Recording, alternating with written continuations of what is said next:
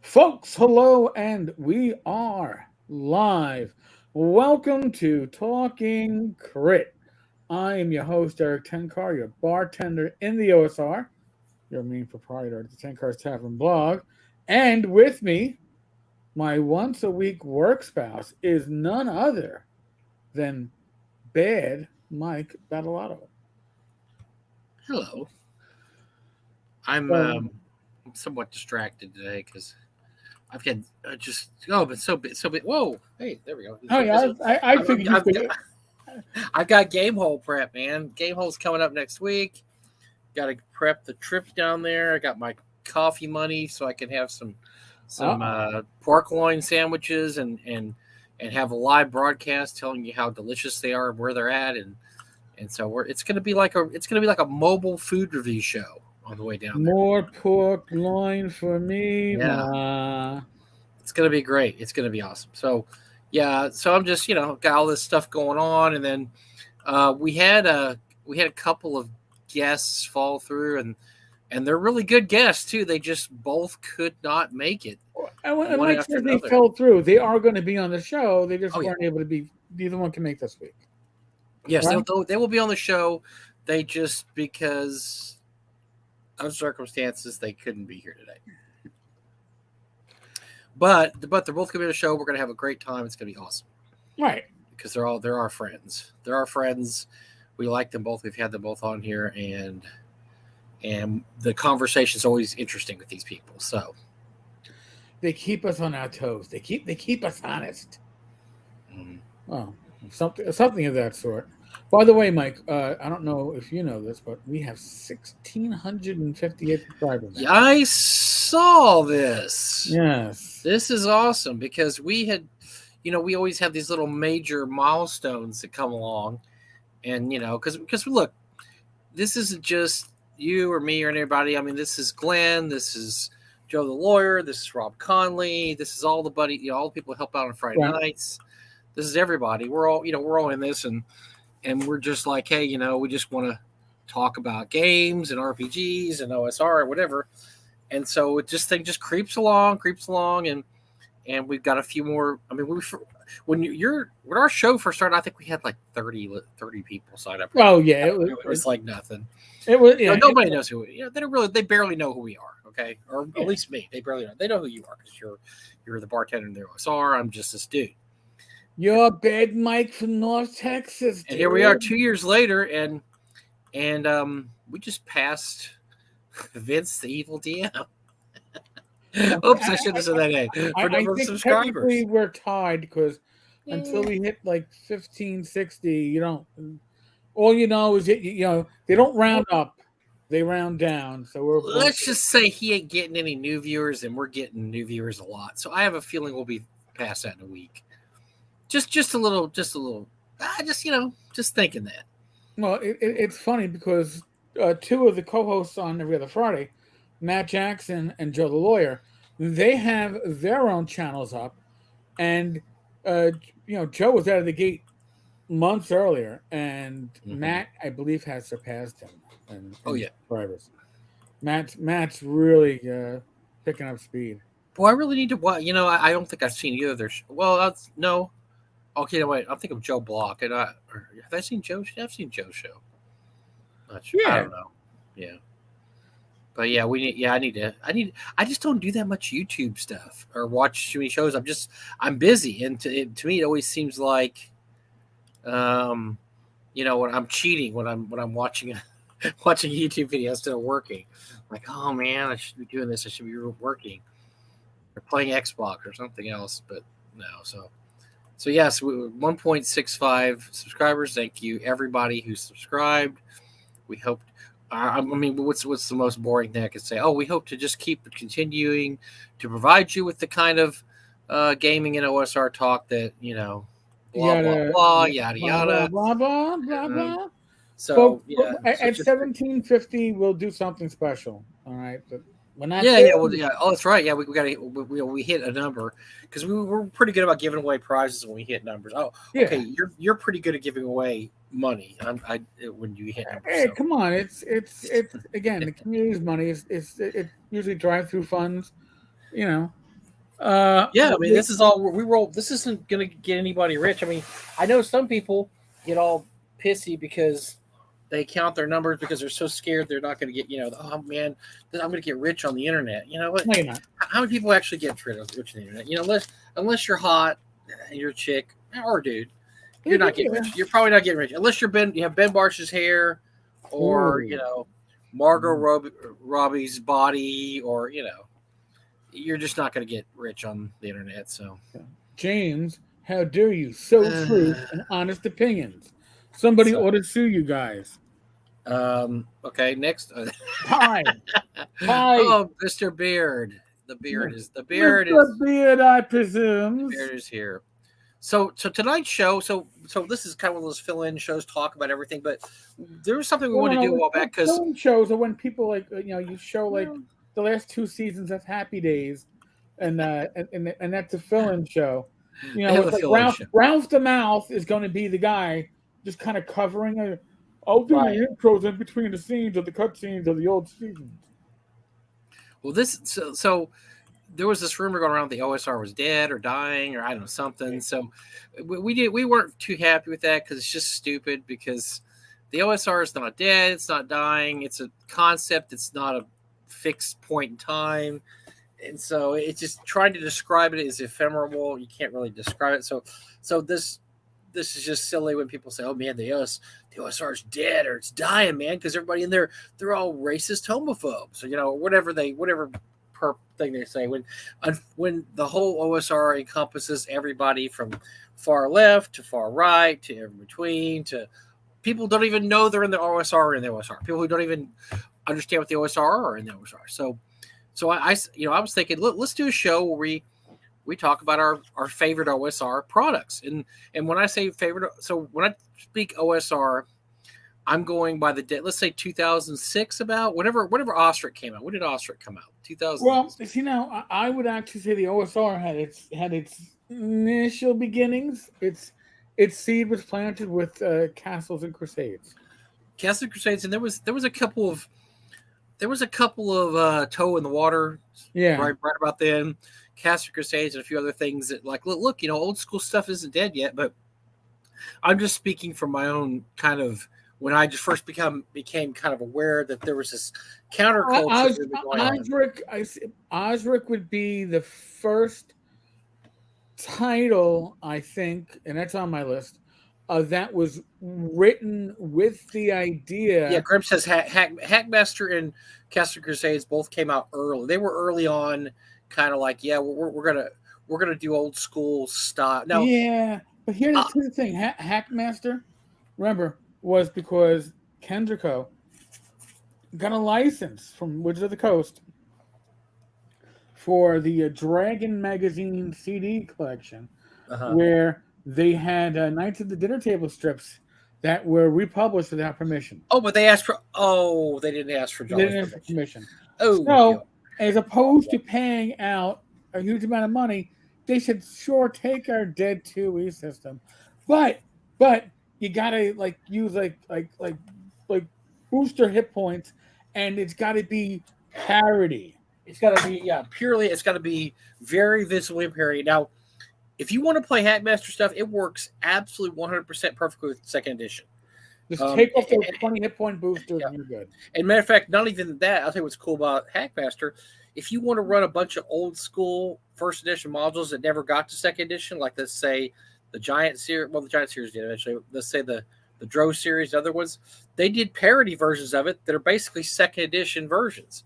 Because I know I got a group through Descent, and their version of Descent in the Depths of the Earth, and it dovetailed perfectly with Descent in the Depths of the Earth, except it had 2E rules. So Hackmaster and then Castles Crusades is really, it uses the siege system. Right? Here, Castles and Crusades is pretty much the third edition stripped down with basically feats and skills replaced with the siege system. Mm-hmm. But what's great about it is it reads and is kind of like the fonts and stuff it's presented has a very big first edition AD&D feel. And it was also one of the earliest games to take the OGL and say, hey, we're going to make a new game based upon the OGL, which is ripping off an old system. And they got away with it. And they didn't get in trouble for it. So I'm going to kind of, I know people have talked about the internet. Oh, Hackmaster and Castle Cascade should be considered OSR. To me, they're there, but they kind of stand outside. They're not really. They came to the party, but they didn't go inside the house. You know what I'm saying? About this? That they attended the party. They're at the party, but they're not inside throwing quarters. They are proto OSR. I like that. Right? So these would be our Neanderthal ancestors. Because they weren't exact copies. Yeah, they weren't copies or what they would call retroclone, because people were kind of skeevy back then. Like, can we really do first edition? This, that. That's why Osric is the Godfather and the Father and everything. Father, Son, Holy Spirit of that, because Osric being published showed everybody else it was okay.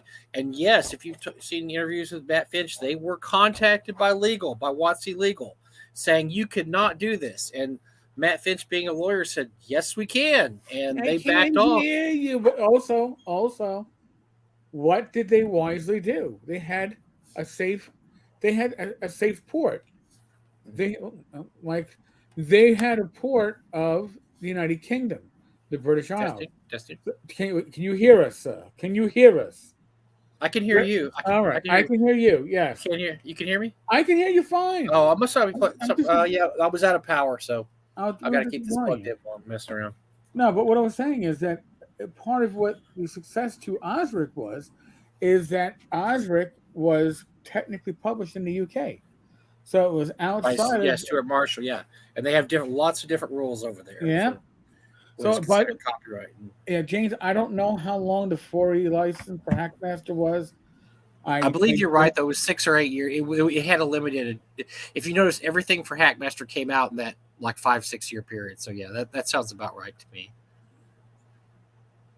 So we're just setting the stage here. So we first became aware of all this stuff when I was looking. Doug and I were looking to start a convention about 2008, 2009. I've been to Gen Con. There was very little old school D&D being played there. There's very little old school D&D being played anywhere in the United States at the time. Right.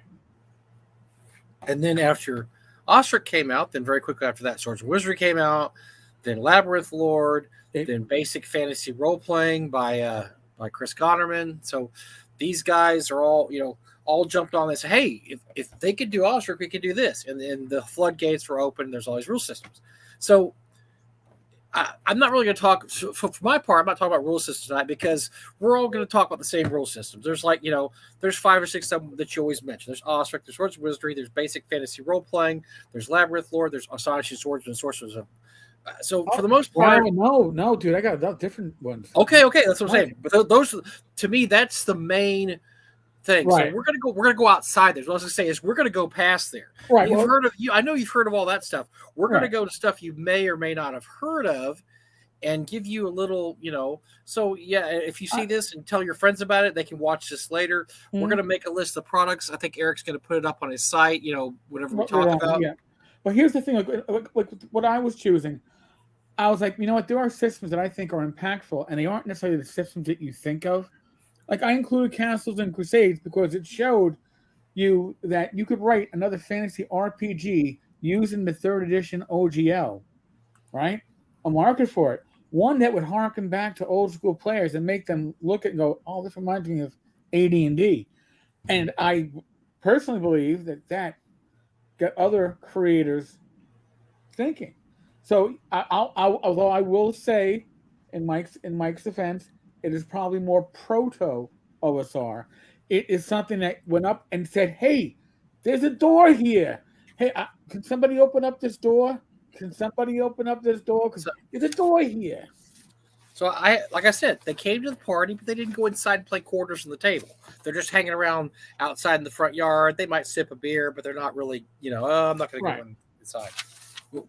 Everything I mentioned here went inside and played quarters. So this and for the most part, these are pretty much all adventures, because that's the other thing is you always hear like, well, what are some good OSR adventures? I get asked that all the time. I mean, I don't know why, but I do. I get asked what's Right. a good OSR adventure, what's whatever, and a lot of them came out in the early years, and we've kind of forgotten about them. So I tried to go back and not just pick stuff that was recent. As a matter of fact, I tried to kind of stay away from recent stuff unless it was just earth shattering. I think the most recent thing I have on here was really recent, but then everything past that's probably 10 years old or older. So we're going to talk about these things. We're going to talk about what makes them interesting, why you should look for them.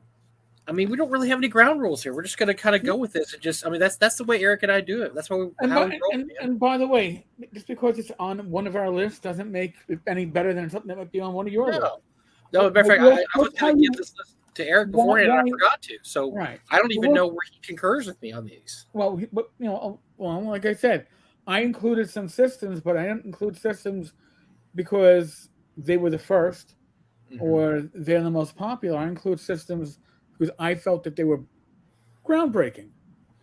I include a system or two because I think they're interesting enough that they excited something within me. Okay. Much like, me mentioning Margot Robbie earlier excited something within me. This excited something within me. So I don't know. I'm going to start. So I'm going to start with a story and an adventure. One of the what I still consider one of the best adventures for the OSR to this day, and of course because it was written by Matt Finch.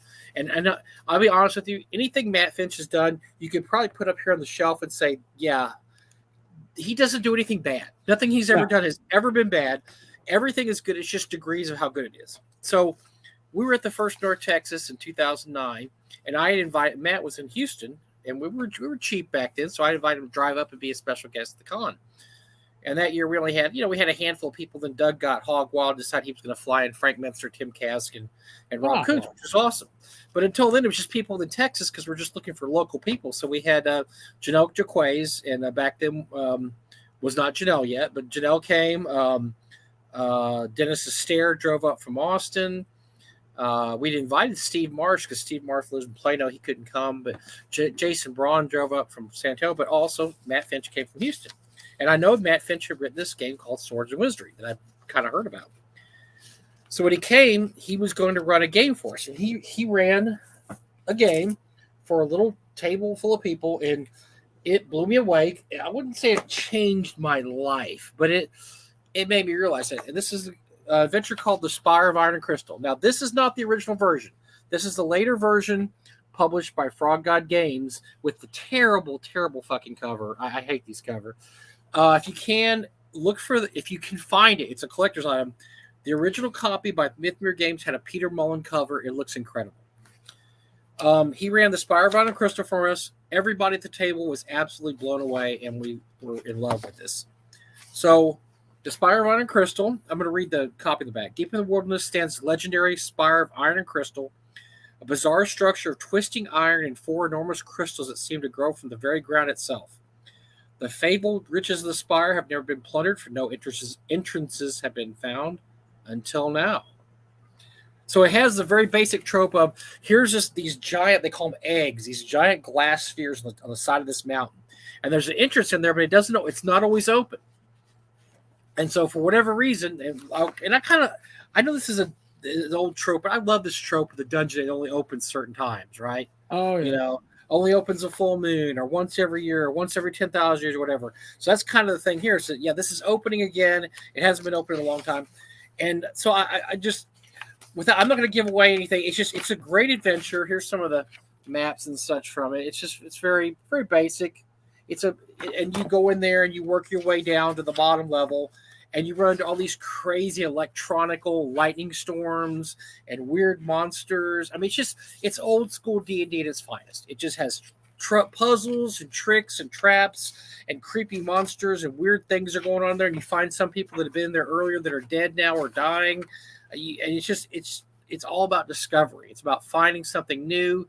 It's one of those modules that if you are in it, the first thing I wanted to do was find out what was going on. So I had to buy a copy after Matt ran it for us. I'm like, dude, I got to know what's going on in this place. And I was at the table I was at. I also played with Dennis Astaire. I played with Bill Marsh, my friend Dr. Joe, a few other people. But now this is hard to find now because it's out of print. Matt does own the rights to it. So hopefully, now that Matt has restarted his company with Swords and Wizardry, I'm hoping that Spire of Iron Crystal will be one of the first things he publishes. I'd love to see an expanded version. That would be awesome, because this only covers about 4 or 5 levels of this dungeon. I would love to see an expanded version. Interesting. But it originally came out, I want to say 2009, 2008. So it was one of the first things I read that I would consider OSR, because it's written for Swords and Wizardry. You might still be able to find, this is the 2011 Kickstarter version. There are quite a few of these printed. You may be able to find this pretty easily. The Peter Mullen version and the 10th anniversary version are hard to find. They're very nice looking, though. But it's one of my favorite adventures. It's just such an interesting, unique, intriguing adventure that it was. It really got me interested in seeing what other people were doing with old school D&D, or I guess retro clones. Right. Well, here I'm gonna. We've already touched on it, but I'm going to touch on it a little bit more as to why I believe Castles and Crusades is proto OSR. That Castles and Crusades chipped away at the wall and opened up, because when I found it, and God knows I found it before I came back to gaming. I found it on buy.com. You were able to get copies of it for $8.19 in hardcover. So I bought copies from my old gaming group, and we got together once a year and brought copies of Castles and Crusades. It was the first print.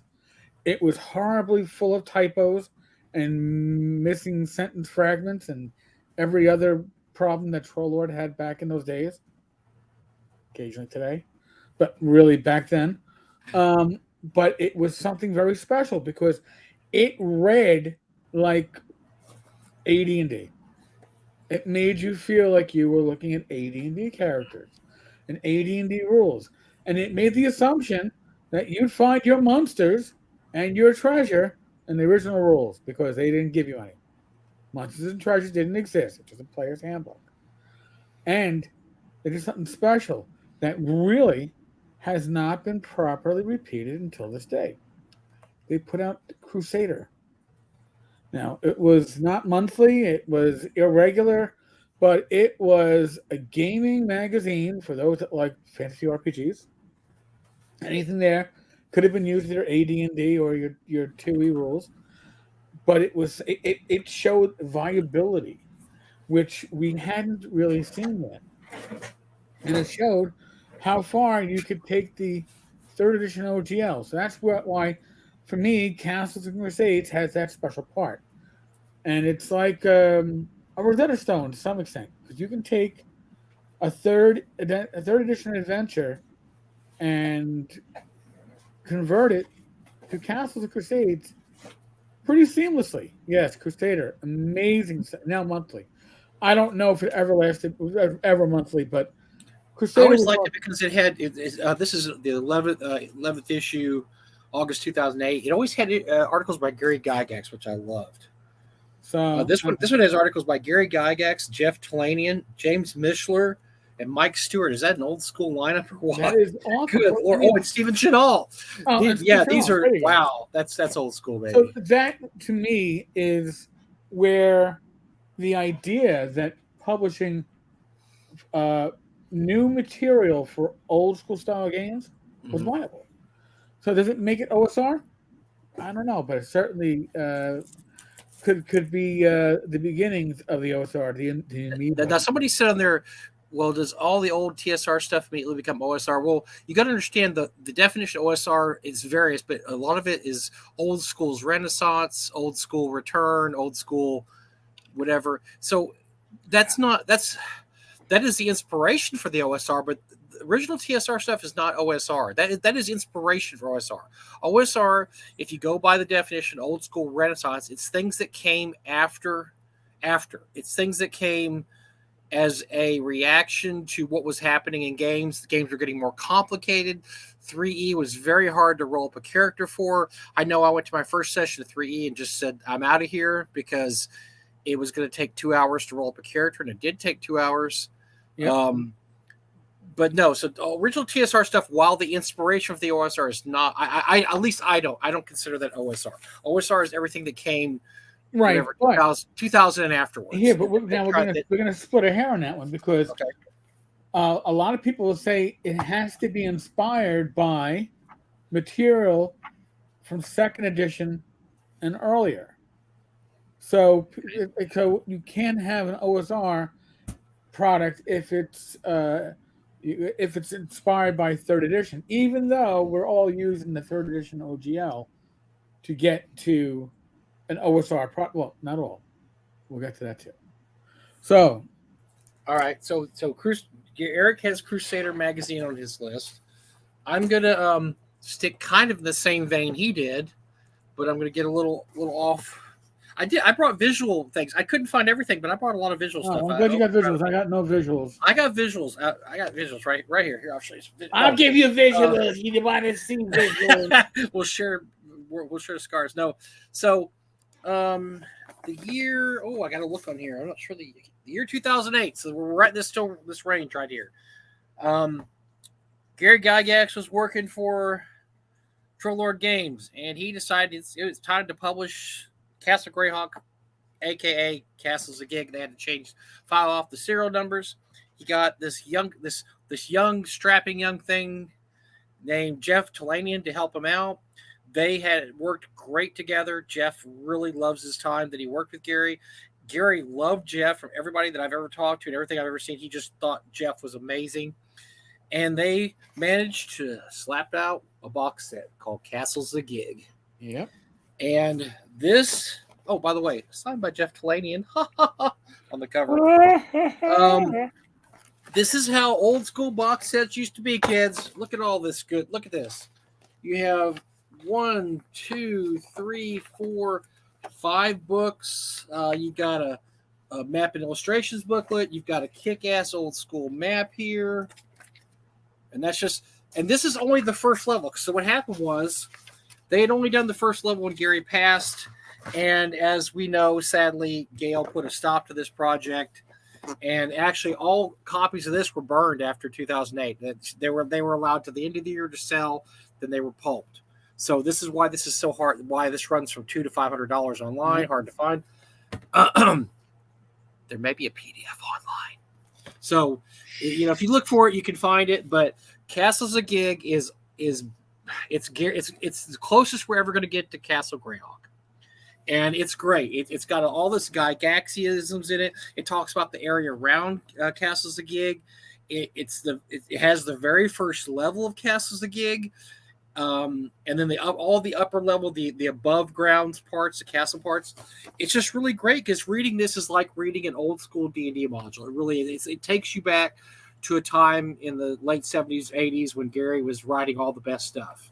And it was, I don't know a lot of people that have run it because unfortunately the box set is expensive as it is. People don't want to take out their set. Right. And I will have to say it was not well made. The box set splits very easily. It's kind of cheaply made, but Castles of Gig is an excellent old school dungeon crawl. Now, it took a guy named Joe Block, who we've heard of before, to flesh out the rest of it because Joe Block got interested in this and decided that, okay, there's the top level. I'm going to do everything that goes underneath it. And Joe Block did his Castle of the Mad Archmage, which was about another 15 levels of D&D, 15 levels. And I would put that on my list. The Castle of the Mad Archmage, to me, it goes hand in hand with this. Now, as time went on, Joe separated it from Castles of Gig because he didn't want to, obviously be in that mess. Have Gail as cuckoo as Gail can get, say, hey, you shouldn't be putting that out. That's whatever. So Castle of the Mad Archmage is his own thing at this point. But when it first came out, it was the rest of these dungeons. It was the lower dungeon of this. I don't know if you have a copy of this, Eric. If you ever read it, but it really is like finding a lost Gary Gygax module and reading it. It's really amazing. I have the hard book of the town. I have a few of the supplementals to that, but I don't think I have the box set. I'd have to double check. It's really good. Gary Gygax or Castles of Gig Upper Works. But now, Mike, guess what? You're making my point. Oh, what system is that written for? It's written for Castles and Crusades. See, I'm going in through time. I'm starting at the very beginning and I'm working my way up. So I'm starting at the proto. I know. I'm starting at the proto and I'm working my way up. So I'm going from when the first things we read to, Okay. To, there's a method to my madness here. I would figure that. Now, Don Miller, what would happen with the Castle Greyhawk IP should Gil Gygax pass away? Listen, we should know probably in the next 6 to 10 months. I have to check the court filings. There was currently in, I believe, I guess it's in Wisconsin, Lake Geneva. The estate is being figured out, and long story short is, as I understand it, there was a will, but because there was very little value perceived in Gary's collection, they didn't bother filing the will. Figured why go through that effort? Why spend money on something? Yeah, it's not worth it. Has no value. And then Gail got into discussions with the producer of Transformers, and suddenly, like, 6 figures starts getting discussed, and all of a sudden, the offspring of Gary go, whoa, wait a fuck, we get part of that, and then the will was submitted. So, right. Now, am I saying I'm 100% correct on that story? That's the story as it was told to me from somebody with decent authority, but nobody who's we will find the answer. So yeah, this is ongoing. We will find the answer to this as time goes on. This is something that hopefully that will. Now, here's the part of it that's kind of bummer is that even if this all gets straightened out, I doubt we'll ever still see Castles a gig. Maybe someday. I don't know if there's enough interest there. Is one of my issues with it. I think it's relatively deaded, but yeah. But it would be cool. By the way, right? We're gonna give you 2 thumbs up. Thank you for joining. Really appreciate it. All right. So what do you got to counter my counter Castles a gig? Well, again, I guess I'm gonna. Oh, I should probably cross things off my list as I. Yeah, I'm doing it. I'm also posting in the chat what we're choosing. Oh, so you want to look later on. That makes way too much sense. All right, so my next choice again is another system, but it's just, we touched on this early in the stream, Osric. All right, because Osric did something different that hadn't been done yet. Castles of Crusades was technically, it wasn't really that close to 1E. It was kind of its own game. Osric was 1E. Osric was first edition D&D, but it wasn't written to be played. Right. Which I don't think very few people realize that now. But Osric, as originally written, was meant to be a publisher's resource. Mm. So instead of saying written for use with 1E or 2E, you would say written for use with Osric, the old school. And thus you would avoid, hopefully, any entanglements with legal entities. Yeah.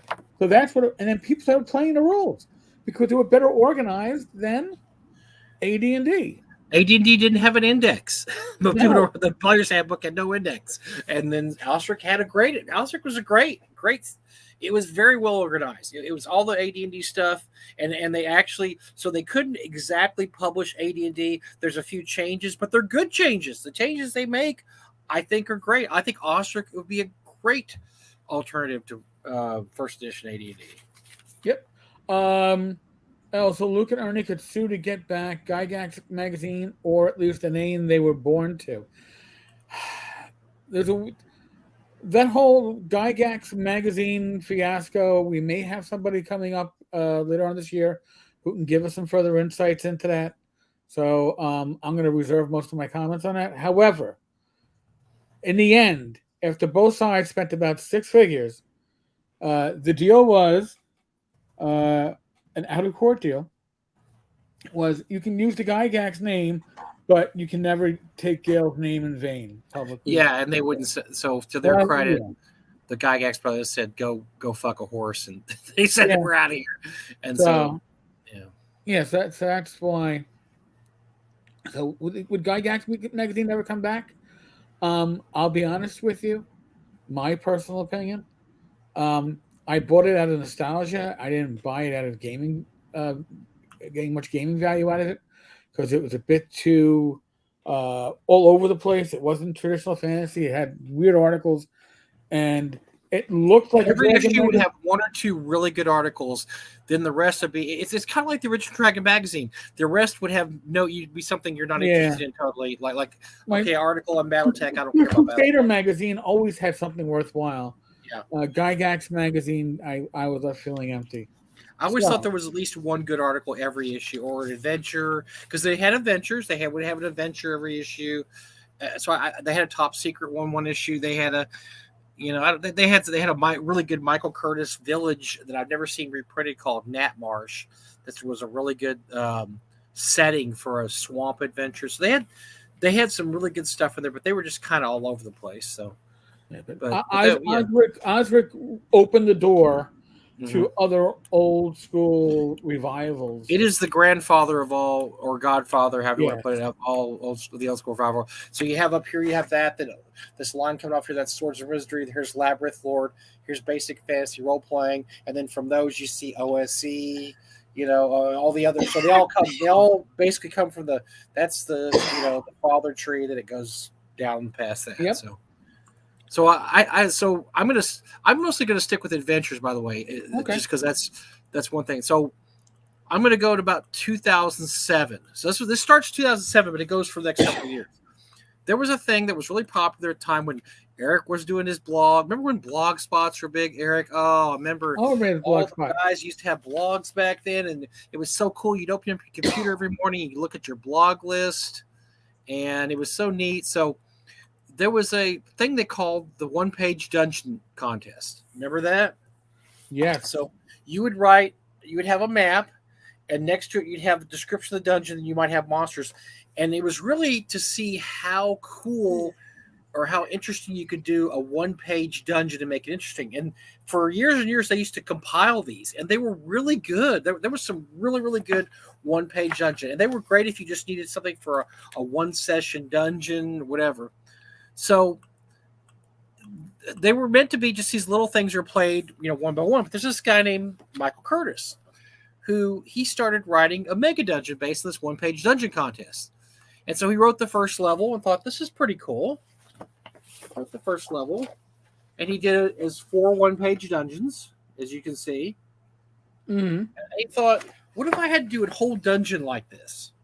What if I had to do the whole dungeon like a one-page dungeon contest? And that's what was called Stonehell Dungeon.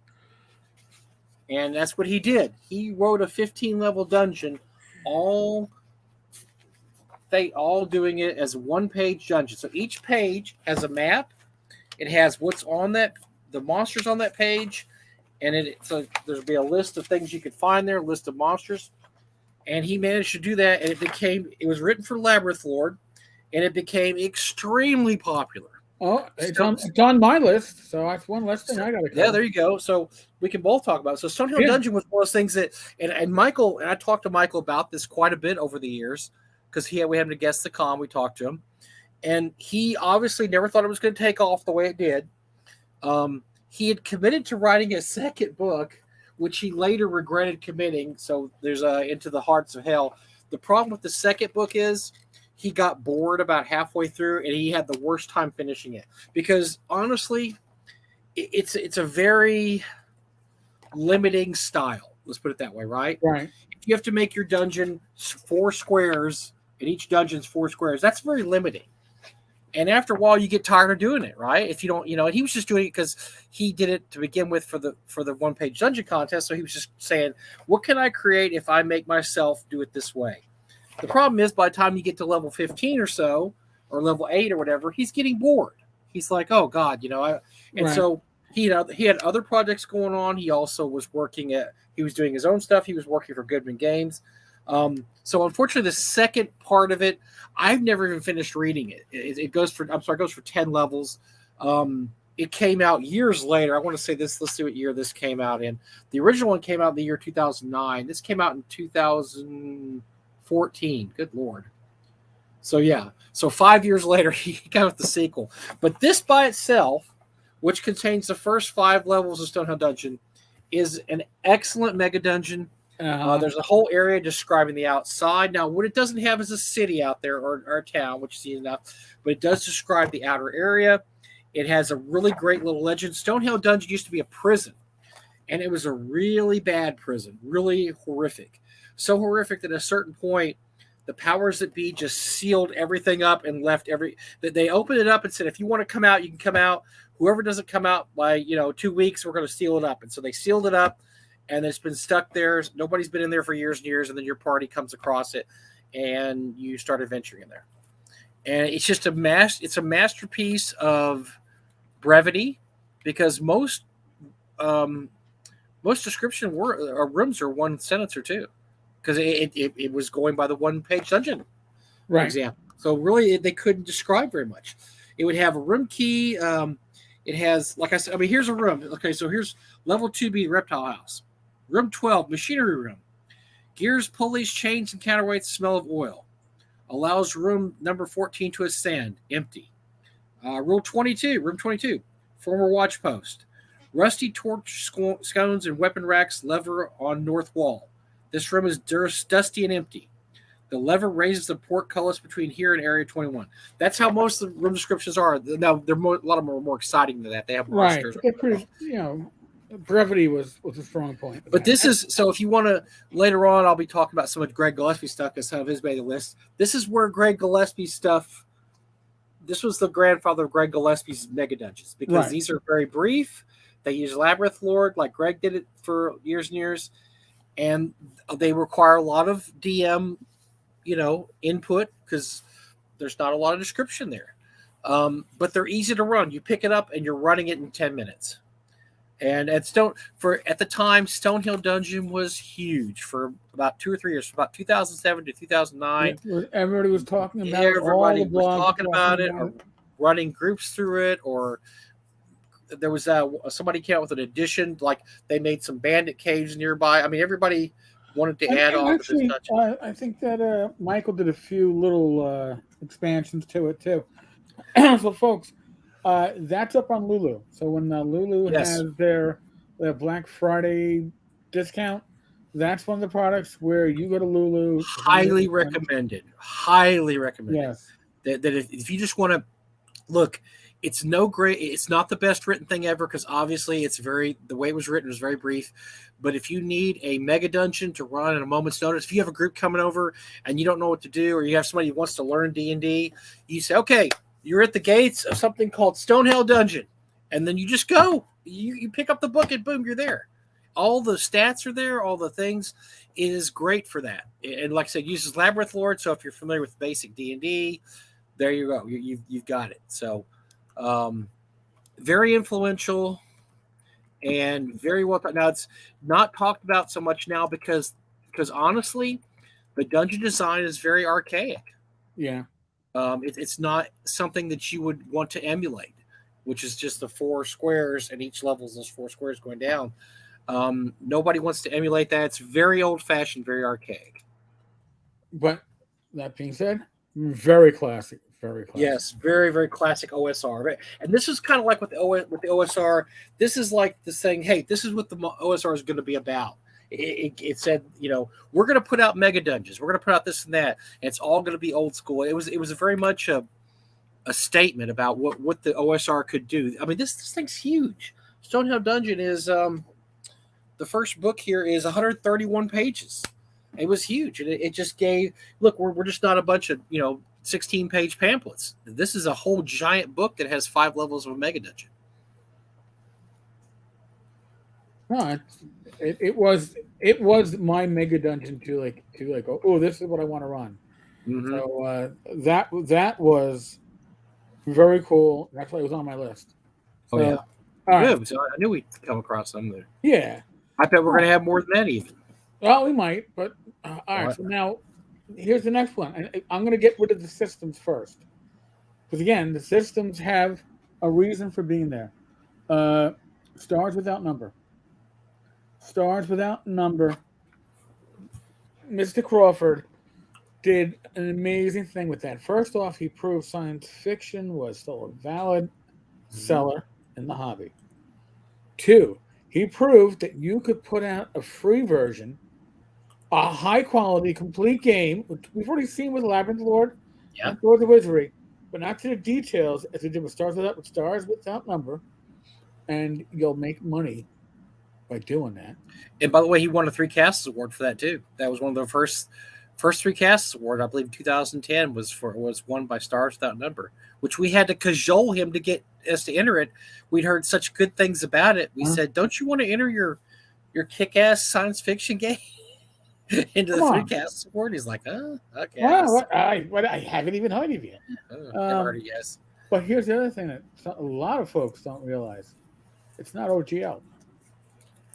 Mm-hmm. He doesn't write under the OGL. He basically has rewritten the template, so he is not confined by the OGL, which is awesome because now he's written so many Worlds Without Number. Scarlet Heroes? So many other takes on this, and it all started with Stars Without Number. So that's on drive-through. You can get it for free, or you can get the expanded version and pay some money. Listen, if you haven't checked it out yet, it's great science fiction. If you just want to pick up a game and play science fiction, but it's a little more. I really like James Spawn's White Star. White Star, but this has a little more detail. This is White Star is kind of like the white box where there's just the basic stuff there. Stars Without Number is kind of like first edition, and then it's going to adds a lot of stuff on there. It's still easy to play, but it adds a lot of. Stars Without Number is meant to be played as a sandbox. It has a lot of tools involved. Yes, if you want to run it as an OSR style sandbox, it's an amazing thing. Kevin does that with all of his game releases. They all have that as part of their engine. Is this the sandbox mechanism? So snag a copy if you haven't. Really, it's that good. The cool thing about it is that, like you said, Eric, there's a lot of people that forget science fiction has such a beginning in our hobby. I just found this the other day, and I don't know if have you seen the big box ever? This is the big box version. I had the starter set. Yeah, I had the little box, but Traveler was this cool thing that came out. Box, but it only had what was in the original. It didn't have three booklets. It had as the note says, no Spinward Marches map. So it does have the books, but this is my old copy. But yeah, this Traveler, was the first science fiction really thing that people played a lot of. It was very simple. You just rolled some dice and you were zipping along on, in the in outer space so it was very cool. And so to me, Stars Without Numbers really harkens back to the early Traveler stuff. It does. Stars Without Numbers is harder science than White Star. Yes, White Star is more because I know if you know James is a huge Star Trek, Star Wars fan. White Star is more Star Wars, Star Trek. Yes. Well, it's more. It's actually Stars Without Numbers is much more much. Traveler-ish. More. We really care about what the spaceship does and this and that. So well, so since that's also on my list and we're talking about it, let me get that out of the way and then we'll give you two back to back. Okay. All right. So White Star took basically white box D&D and scraped out all the fantasy and put. I have a copy. I'm not gonna go get it. It's in the other room. I actually have. I have a copy of White Star. I didn't think about it. I have James's proof copy. Still smells of. I wanted to show people, but just tobacco. Trust us. It's like a little digest book. Yes. It's awesome. It's got a great cover. If you like good stuff. Star Wars and you'd like to play it with an old school system, that's the way to go. It apes Star Wars to a T. There are supplements from third parties so you can actually play Star Trek with it. All works out fine. It's a hard system to break. James did a great job with White Star. But again, it was something, the success of out of the box of that PDF was amazing. It's got to be Adamantium and Mythril at this point, and there was a Galaxy edition. White Star, if it isn't in your collection, should be in your collection, especially if you like playing old school D&D type games. Maybe you wanted to play Traveler, and Traveler's system didn't fit for you. One of these games will fit for you. Trust me. Yeah. So, again, all these things broke a little mold here. So back to Michael. And I remember we're writing down the names down. They're all pretty easy. There's a few of them that aren't easy to find. Like I said, that Spire Iron Crystal is not in print anymore, but it should be very easy to find on eBay. Otherwise, it's not. You shouldn't pay over $10 for the hardest one to find so far is going to be Castles of Gig. Obviously, it due to its very nature, it runs about $200 to $500. But if you look around a little bit online, you never know what you might find. I'm just going to say that. Okay, look around. You never know. You never know. You never know. So I'm gonna talk about all this going on in the OSR. There's this dude was into heavy metal named James Raggi. He moved to Europe, and because Europe has these really crazy law things where they basically, if you're a publisher, you basically can publish free for a couple years. It's real weird. I know the Expeditious Press guys. Oh God, their names are, I can't believe it. They came to my con. I can't remember. The Brownings moved there so they could publish cheap. James moved there, and he had this idea though. It was OSR, but it was horror, because he was into death metal. He was into horror movies, like any kind of horror movie, the good kinds, the bad kinds, whatever. And so he came up with something called Lamentations, the Flame Princes, which is an interesting rule system. But I'm not going to talk about that, even though Lamentations definitely belongs in what we're talking about, because it was a attempt to do the OSR, but do a horror version of OSR. His first adventure in 2009 was it blew up, and Eric can tell you this because we used to be on blogs. Yep. And it came out and it blew up. Everybody went nuts about it. You either loved it or you hated it. There was nobody in between on this. People wrote about this all the time. They went nuts about it. It was an adventure called Death Frost Doom. And Death Frost Doom, man, this thing was huge. And so I'm going to look, it's been out for over a decade. I'm going to do spoilers. There's no spoilers here. Sorry, it's been out. So what Death Frost Doom is, you are in this really, so all his stuff in Lamentations is set like, the Middle Ages, where everything's really crappy, and you're in Europe and there's wars everywhere. So your party finds this cabin on the hill, and there's in the middle of this giant cemetery, and there's a crazy old man in there. And if you go down, you open a trap door to go down there. There's this giant old tombs down there, and there's all this undead in the tombs. And you have a few encounters here and there, but you find this thing. Okay, I won't spoil the whole thing for you. You find something in there that's basically, you don't know what it is. But being adventurers, because you're stupid and you're adventurers, probably 90% of the time you'll kill this thing or chop it up or get rid of it, right? It turns out that this thing is keeping all the undead in their place. It's making this noise that's keeping all the undead asleep. Once you kill this thing and loot the tomb, there's all these tombs, you go down, whatever, all the undead comes to life. And so you have basically caused a zombie apocalypse in your campaign world. It is a campaign-changing adventure because immediately thousands and thousands and thousands of skeletons, zombies, ghouls, wights, wraiths, vampires all start coming out of the tomb. This thing was keeping them asleep. So as a DM, you have to decide what's going to happen to your campaign at that point. And the players have to also, because the players have just caused a civilization-ending zombie apocalypse unless they want to do something about it. So this is your campaign from here on out. So he created this adventure that was not only an interesting little adventure, it also has all these implications for what your campaign's doing. It's not just a one-shot.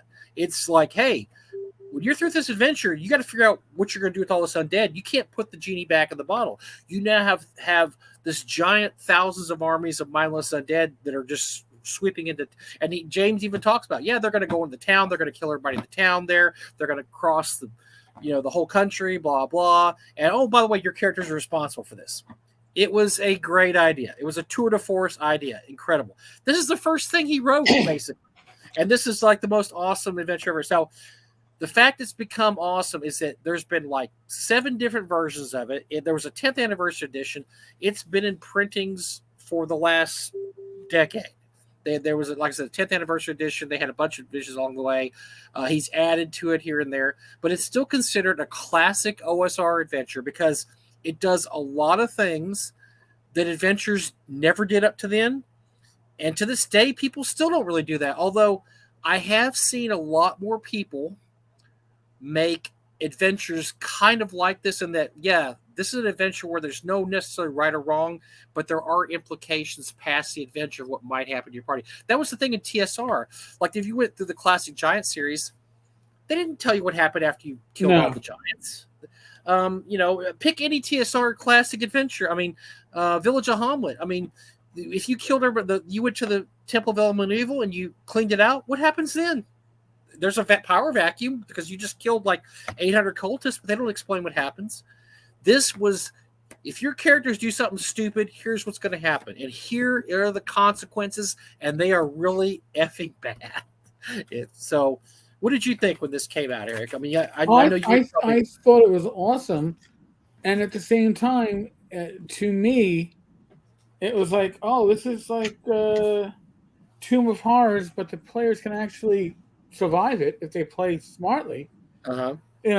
And then you realize you get to the end, and you're like, oh, we just destroyed the world. Not good. Well, I guess it really is more Tomb of Horrors like than I thought. We just cause Tomb of Horrors would have been like this if at the very end your characters wake up Asteric but they don't put him back down, and then he's awake, he's a Demi-Lich, he's like, and he's pissed off, and it's like, yeah, I'm a pissed off Demi-Lich, I'm going to destroy the world now. It's like, that would have been Tomb of Horrors if it was done like Death Frost did.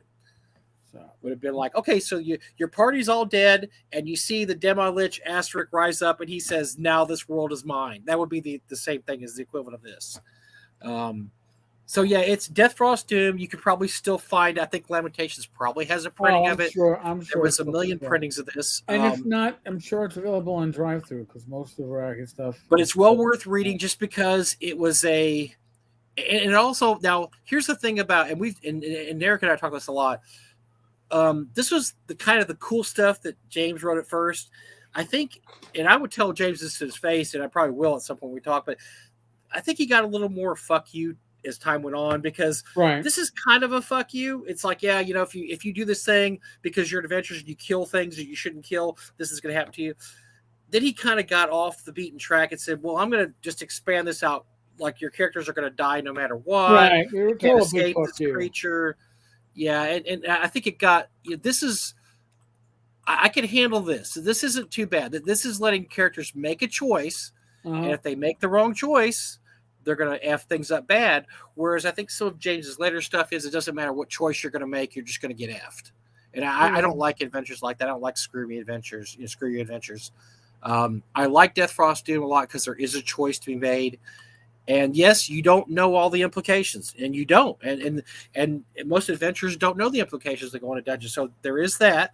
You can say, we didn't know if we killed this thing that all the undead would come out. Well, yeah, sure, but you're stupid adventurers. Sometimes bad things happen, right?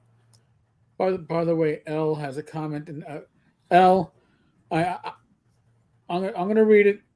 What the hell, Tenkar, that Dave guy, is using you to break some money for a new PC.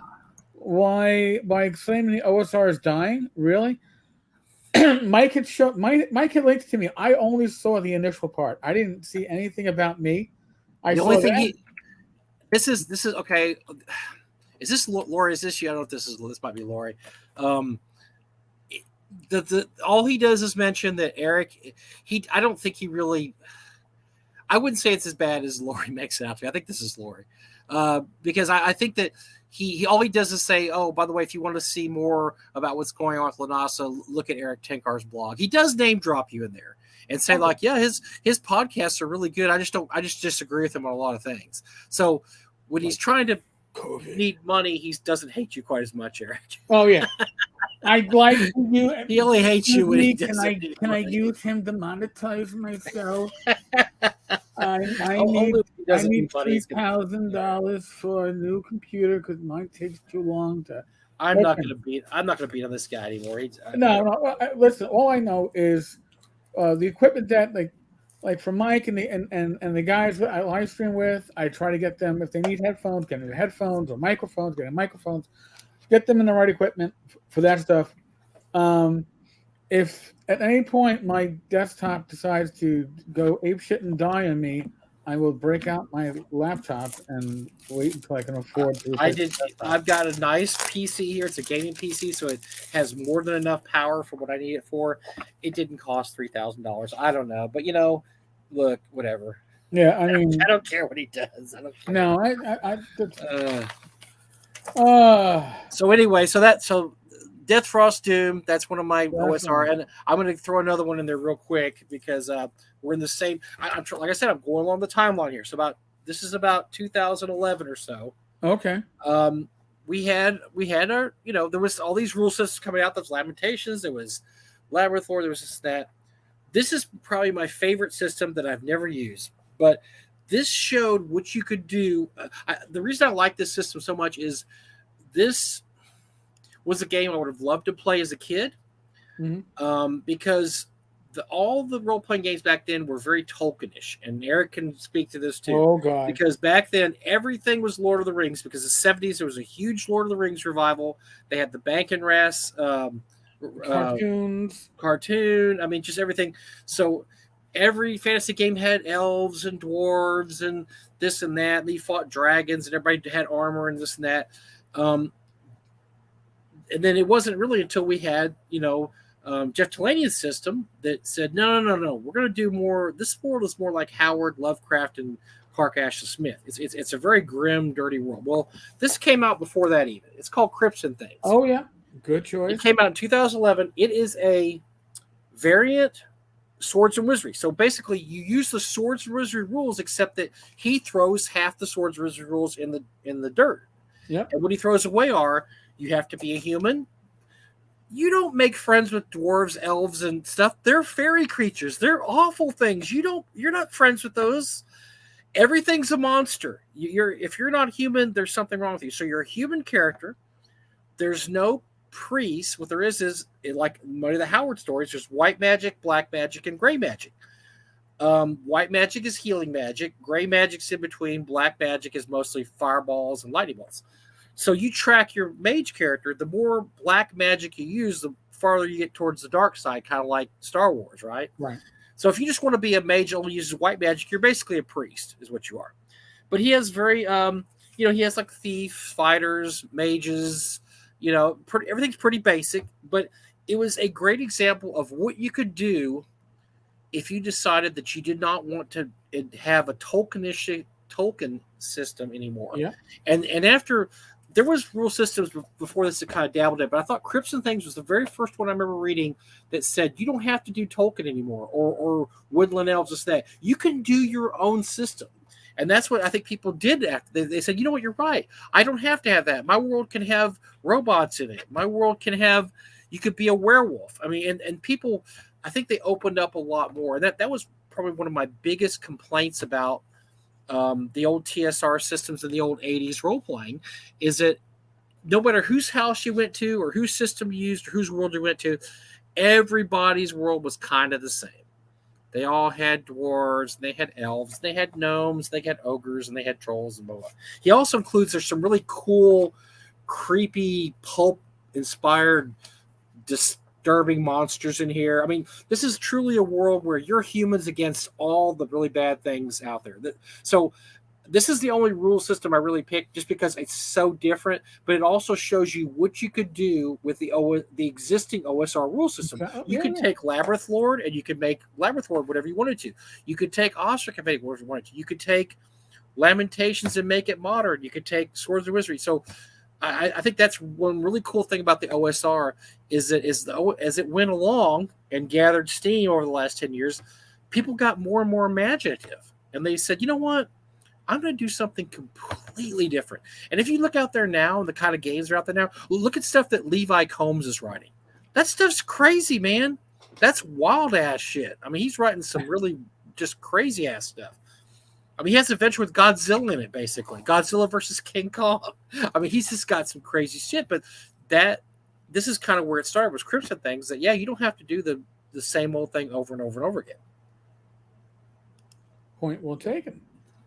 Also, I believe that Crypts and Things, some of the carousing stuff, there was a series of blogs that were writing stuff about what they thought sword and sorcery house rules would be, Uh, and I think that formed the kernel that became Crips and Things. If I now, remember right, it's and been by the so way, many this years. if you look at Jeff Telane's Astonishing Swordsman and Sorcerers of Hyperborea, Mhm. this was kind of a proto of that. It really was. It was a very prototype of that because that's I mean, if you play with the it's called Hyperborea now. Jeff made a simpler thing. If you play that now, it's basically kind of this just add on a lot of extra stuff because Jeff's world's a lot of is very Howardish, Howard Lovecraft, Clark Ashton Smith, and not Tolkien. So All right, I'll throw the next one out there. And now the next one is my last. It's the last system, last rule system, but it's also for me personal because Swords of Wizardry Light. And the reason why I'm making because again with my rule systems I wanted to be something that always broke ground. Swords of Wizardry Light was the first time we got a 4-page rule set in the OSR that allowed you to level. It wasn't quick start. It gave you basically all the rules that you needed to create your character in 10 minutes. And it was a work of me literally stripping Mac's amazing game system down to its bare basics and having Zach Glazer find a way to do the layout so everything fit on what? 4 fucking pages. So, I mean, thousands of copies are in print. It was always free, whether it was in print or in PDF. I don't know. Maybe going forward, I know I own copyright to the material, but I obviously don't own the trademark to Swords and Wizardry. Maybe OSR Light will be in the works down the line as a repackage. I don't know. But it's certainly something that was groundbreaking in that. And after that came out, other systems started getting light rules. DCC got light rules. It was like 64 pages. But for DCC, that's light. But because quick starts don't give you that opportunity to level, and I always have believed that leveling is a huge part of what the RPG Yeah, experience is. Seeing how your character improves. So yeah. The I had to Sorcerer's do Light that in there. is it's I saw. By the way, if anybody's interested in copies, I have a lot. I have a bunch of copies left. So if you want a simple 4-page RPG to introduce people to. I think it's really good to introduce people who've never played RPGs to RPGs. It's very good for children, and I'm talking about children. I mean, 7 and under, 6, Yeah. 8 and under. Great They for can understand it. spouses Very easy to who, understand. There's who have heard about you gaming but yep, never actually got a 20 chance sided to. dice, a 6-sided dice. That's all you need, Yep. and you are ready to roll. It's just a great system for winging it. I mean, I can't talk enough about how much I like Swords, and Eric knows how much I love Swords Yep. with Light because it just works great. It's um, we sent copies to libraries and schools and game clubs, and they loved it because it's very easy to introduce people to gaming with it. Right. It's not intimidating.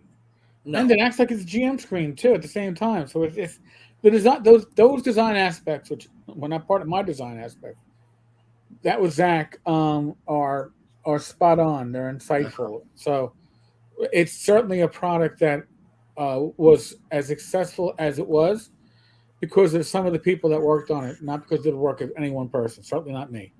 yeah, So but I it, had but to throw it out there. it definitely had it definitely served its purpose, which is to introduce a ton of people to old Mm-hmm. school gaming because it was easy to use, easy to play.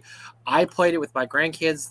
It was like the easiest thing ever. I just pulled it out and we just got started and boom, we were playing D&D. I mean, it's amazing, and it's still and hopefully Matt will have something like that in the future. Where Yeah. he that because I think it really served a big purpose. I was always a big proponent of that. So next thing I want to cover. So we've been through pretty good. We've done Spyro and Crystal, Stonehill, done Death Frost Doom, Cast as a Gig. Eric's talking about Crusader, Ostrich Rules, Swords and Wizardry Light. What else? What did I miss here? I missed something you said. Starts without number, White Star. Yeah, Stars Without Number, White Star, Crypts and things. So as time went on, so about 2013 or so, people, the OSR is hitting it big. People are publishing all this stuff for the OSR. This guy Greg Gillespie came out with this really thin. It was a thin little book. Initially, then it became Initially complete. thin, and it hit really big. It hit so big he decided to do a Kickstarter. Once he did the Kickstarter, the book got about this thick. But this was Barrel Maze, and Barrel Maze on my list too. was using the Labyrinth Lord rules. It was Greg's idea of a very old school mega dungeon, but it wasn't just a mega dungeon. He wanted to do a theme for his mega dungeon. I've talked to Greg about this a lot over the years too, because I've talked to Greg quite a bit, and he didn't just want a random mega dungeon. He liked that it had a theme, that had a beginning, a middle, and an end. You could finish this thing. It's gigantic, but you can finish it. But it's a great setting because you're in this small town village on the edge of this giant, moor swamp. There's all these barrows out there. For those who know, barrows are basically these above ground graves. And somewhere out in there, if there's an interest place called Barrel Maze. Barrel Maze is this gigantic mega dungeon tomb. So most of the monsters inside there are undead. And so it's not like most underground dungeons. It's very quiet in there. You don't want to make a lot of noise because you can disturb the undead, who don't make any noise, by the way, so they can sneak up on you very easily. And the longer you're in there, you find more and more elaborate tombs. There's a whole plot line in there. But by the time he got through publishing the adventure that had a giant wall-sized poster map, it was huge because first of all, he just came up with Barrel Maze Part 1, which is just a little bit of it. And then he had Barrel Maze Part 2, which is a little more of it. Then he thought, well, let's just get a Kickstarter and stick it all together. So Barrel Maze recently celebrated this year will be its 10th anniversary. That's what it's 2012. 10th anniversary. He has a 10th anniversary edition out drive-through. It's a really good mega dungeon. It's very well written. It's very sparse. It's not. He doesn't go in depth in any descriptions. It's very much written in the old school style, where we were talking about earlier with Stonehill. Each room description is maybe a few sentences long. It doesn't go into any deep, long, where you have to read all this descriptive text. It's just you do that if you want. If you don't want to do it, you don't do it. So it's great for DMs. You can pick it up and run it as is because you don't have to necessarily include a lot of description. Now, if you want to, you can add as much as you want. If you wanted to add a bunch more, I know I did. I ran it before, and I added a bunch of things just because I wanted to. Well, here's the thing, too, with Barrel Maze is that the way it is set up, you don't have to overwhelm your players initially with a huge mega dungeon. Mm-hmm. You have all these barrows. There. It's like having all these little mini dungeons for them to explore. Yeah, you might not even find the interest of Barrel Maze for a while because it's out here in this moor. Unless you know somebody that knows what they're doing or hire a guide or something, you may just end up exploring barrows. And there's like dozens and dozens of barrows he describes that some have creatures in it, some don't. Some have magic items that might help you. Some have treasure. Some are death traps. I mean, it's just all over the place.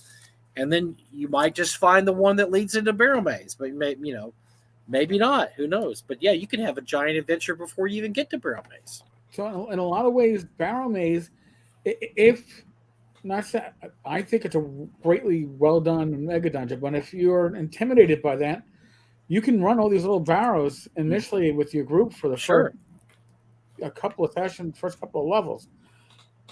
And then they get their feet wet. Now they're ready to move on. So I just think it's a very uniquely done that way. I don't think we saw others that were done in similar manner. He does a good. So all his dungeons have his next adventure, the Forbidden Caverns of Archaea, is an homage to Keep on the Borderlands. All the monster caves. There's a whole bunch of monster caves above ground, this giant area, and then Highfell is not really a homage to anything. It's a giant floating piece of rock with a bunch of wizards towers on there. So he tries to do something different with every mega dungeon. And so another one on my list, so Barrel Maze on my list, and then 10 years later he came out with something called Dwarrel Deep. And I've read Dwarrel Deep already, and I am very impressed. Dwarrel Deep is his take on the D series Descent in the Depths, because it's this giant dwarven kingdom underground that the dwarves had to leave because it was taken over by Durgar and forces. It's like Mordor. It's like Mordor mixed up with the D series, right? Because he's a huge Tolkien fan. So it's basically like you're going into Mordor. Not Mordor. I'm sorry. Not Mordor. The Dwarven Kingdom. I'm sorry. God, I can't believe Greg would kill me if I did that. Damn you! Anyway, no, it's the Dwarven kingdom in oh god, what's the name? Why am I Khazad-dûm? Yeah, Khazad-dûm. Moria. Yeah, I couldn't remember the name. Okay, Moria. I don't know. I said Moria. So it's like if Moria was in the D series, because you go through these giant doors to get there, and then you have these encounters every 3 or 4 miles, and then there's these set encounter pieces. So as much as I'm impressed with Barrel Maze, I am also impressed with Dwaro Deep. I think Dwaro Deep Barrel Maze has staying power. Look, Barrel Maze has been around 10 years now. There's a new edition. People still talk about it. People still adventure it. There's a Facebook page for it. I think Dwaro Deep is just as good, if not better. It's certainly much more ambitious, but Barrel Maze is really good. If you have a chance to read how you should do a mega dungeon without having... Now, if you want a mega dungeon that has a ton of information, get Halls of Art and Vol. Because that thing's like... I own that in 6 print. books this thick. Oh my... It's multiple books. Yeah. You stack it, it's like... I don't know. It's way too fucking high. It's like 5 volumes. But this is kind of the opposite of that. This is like, no. We're just going to give you the basic facts, ma'am. And so, yeah, Barrel Maze. Like I said, I also put in a good word for Dwaro Deep. I think Dwaro Deep is very, very good. It just came out though, so it's not really doesn't have a lot of word of mouth yet. But Barrel Maze definitely belongs on the list of the best OSR products. Time has shown that it has incredible staying power. All right, so now around the same time frame as Barrel Maze, is something that came out, and I when I first started reading reviews about this, I was like, what exactly is this? Because it's a dungeon, but is it really a dungeon? It's apparently a dungeon in the far future of a world's wasteland, potentially, possibly. And that is Anomalous Subsurface Environment Level 1. On my list. Also too, yes. Levels 2 and 3, which are available as a separate book. This is by the way, this is a Lulu pick. So this is another one that you put on a piece of paper, you write it down, and say, when Lulu has their Black Friday 30% off, free shipping deal, whatever the hell they do, that's when you pick it up. But it is so well written, so evocative. If you like Gonzo, this is Gonzo. It's Gonzo, but this is good Gonzo. But it's Gonzo that makes sense. There is a reason for all the Gonzo. A lot of times you get Gonzo, and you're like, it's Gonzo with no background. No, this is Gonzo with background. Yes, lots of background. Everything has an explanation. As nutty as it is, it has an explanation. So yeah, see, Mike, did you notice that it's like the mega dungeons and the big dungeon stuff that we both picked the same stuff on? Because I'll tell you, so this is I one of my favorite publications of all time is Undermountain, and I know a lot of people don't like Undermountain for whatever reason, but I liked Undermountain because ever since I started playing D&D, I was told that the history of D&D was these giant mega dungeons, except they were never published. Except the only one that was ever published was Undermountain in 1991. Nobody. We never got to see Castle. We never got to see Castle Greyhawk.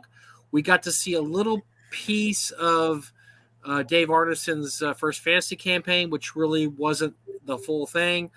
We never got to see Rob Kuntz's El Raja K, but we finally got to see something with Undermountain.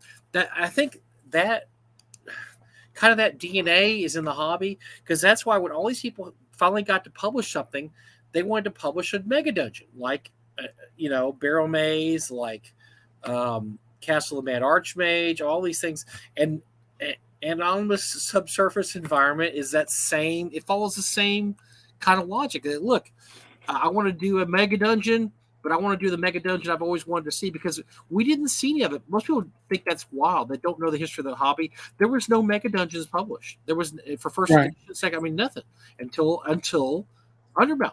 And Undermountain isn't even, if you ever read Undermountain, Undermountain's a great dungeon, but it's about 75% of it's blank. It's just meant for you to fill in.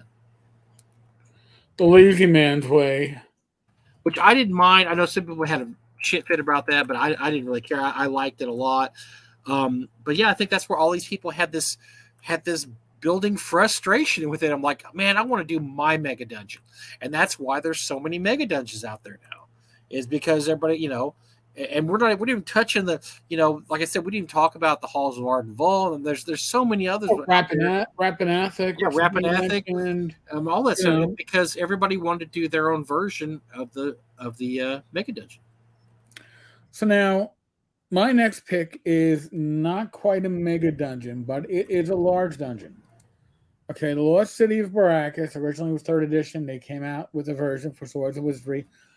I ran it, and the campaign lasted a couple of months, and the campaign had the best ending climax to a campaign that I can ever recall having, which almost ended in a total party kill.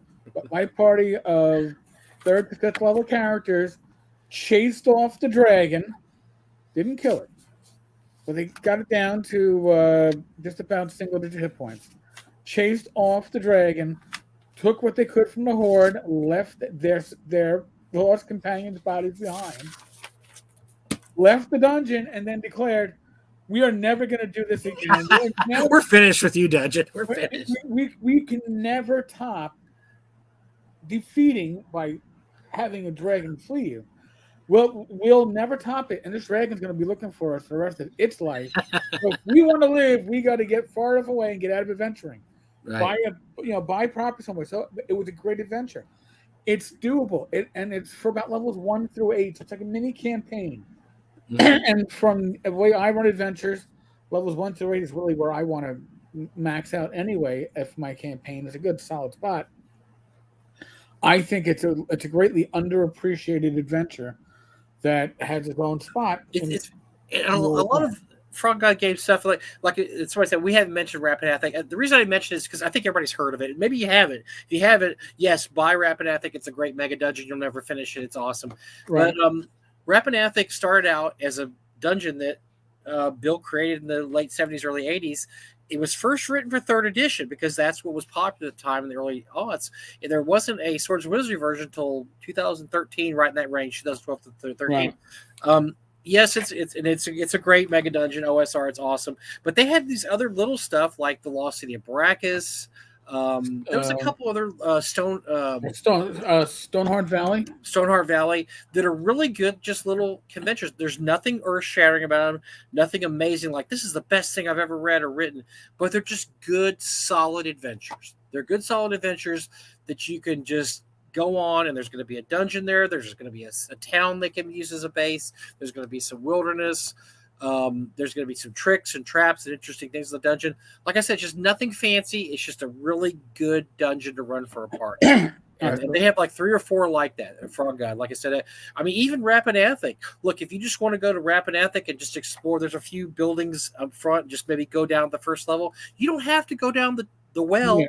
To get killed by vampire banshees, you can just hit the first. Magical slot machines is where that campaign ended. Okay, magical slot machines. Stay away from the magical slot machines. Do not go to the magical slot machines. Stay away from the light. Stay away from the light. John Miller. But yes. I was saying, but without mentioning, yes, most of the Frog God stuff falls under the OSR, especially the Swords of Wizardry stuff. They write with a very old school style, so yes, that all falls into there. John Miller, another good resource, if you can get it, I'm going to tell you, John, you can get it, is The Lost Dungeon of Thomasborg, based on Greg Svensson's original Blackmore campaign dungeon. It is currently being kickstarted. I don't know if I'll get the post up tonight or over the weekend, but it's live on Kickstarter. I have first edition, second print. I actually was the author, the publisher, sent me a copy earlier this year. It is beautiful. It is a book that I saw Eric's copy. I really wanted one at the time. I just ignored it, but I'll probably eventually get it. It is really, really interesting, really well written. So they did a great job of that. And yes, Courtney, Yep. there are terrible mega dungeons, like the world's largest dungeon. That's not OSR either. The world's largest dungeon is I can't Courtney's right. It's terrible. It's not OSR. It's just bad. It's for third edition. It was written as a project because this group wanted to do the world's largest mega dungeon. So they just made 18 different dungeons. It's awful. I've read through it. It's horrible. So no, that's not on our list, Eric. What's on next thing on our list though is something that they just ran a Kickstarter for 5e. Whisper and Venom. Oh yes, it's a good one. Yes, and so the little story behind this is Zach Glazer was a old school guy. He got out of gaming for a while. He was into politics, into different things. He had a life-threatening illness, kind of like you did a couple years ago, Eric, where he almost died, and so he redid his life in his head and said, "I want to do D&D stuff," and so that thus was born Whisper and Venom, and this is it's just a little. There's nothing fancy about it. It's a little valley with maps by the most incredible Alyssa Fadden. That's the first thing I ever saw her stuff for. Amazing work. And he just describes this little valley and all the creatures in there. And there's underground plot going on that you don't really know about at first, but you investigate and you find out there's really bad things going on in this place called Whisper. And so he has some really interesting monsters in there. There's, like I said, there's nothing earth-shattering here. It's just a really good, very solid adventure. It's what's the word for it? Not black humor, but it's kind of dark, but not super dark. But it's kind of because it is a little dark. There's some dark stuff going on here. It's like Nightmare Before Christmas type of dark. It's not like you got to take it serious dark. There's some pixies being slayed. There's some bad things going on in Whisper. There's some drunken goblins. So this is not, if you want trigger warnings, there's probably some trigger warnings in here. But it is a really good adventure. It just got the Kickstarter to reprint this in 5e and OSE, which is basically OSE, an old school version. Down with so me. The regular book edition should be out soon. Now this is the kick-ass, hard to find rare Kickstarter box edition, which was full of miniatures and cards. And Zach just did the kind of box set he always wanted to have. And it's really, if you get a chance to buy the box set, buy it, because this is the kind of stuff they don't make anymore. It has little regional books in there. It's got miniatures. It's got monster cards. It's got a little bag for your dice. It has all these really cool things this was the cool thing. You remember back in the good old days of box sets, Eric, like Dragon Mountain and stuff like that. You used to open it up and all these things would be in there. You were like, oh, this is so cool. And of course you never used all the things because there's so many things in there. It's just cool to have. I was just looking through, I have a copy of my Dragon Mountain. I was just looking through Dragon Mountain going, this is such an aspirational purchase because I was looking through there trying to count all the stuff in there, and there's cards, maps, books. I mean, it's ridiculous. So this was Zach's kind of love letter to the 80s and 90s. Whisper and Venom. It's going to have all these cool things and miniatures, whatever. And it's a really good adventure, very well written, very tongue in cheek. I just think there's not enough stuff like Whisper and Venom out there. I wish there was more stuff like that. The love that was put into it shines. Yes, it very much so. And it was not a for-profit venture because, look, Zach will tell you he lost money on that thing because it was just his live stream to do that. And I always appreciate it when people get to do their live stream. I think it's so cool when you get to, I'm mad at myself that I haven't sit there and done the mega dungeon I want to do that I told Greg Gillespie about, and he thought it was a great idea, and I'm just still sitting on it 2 years later.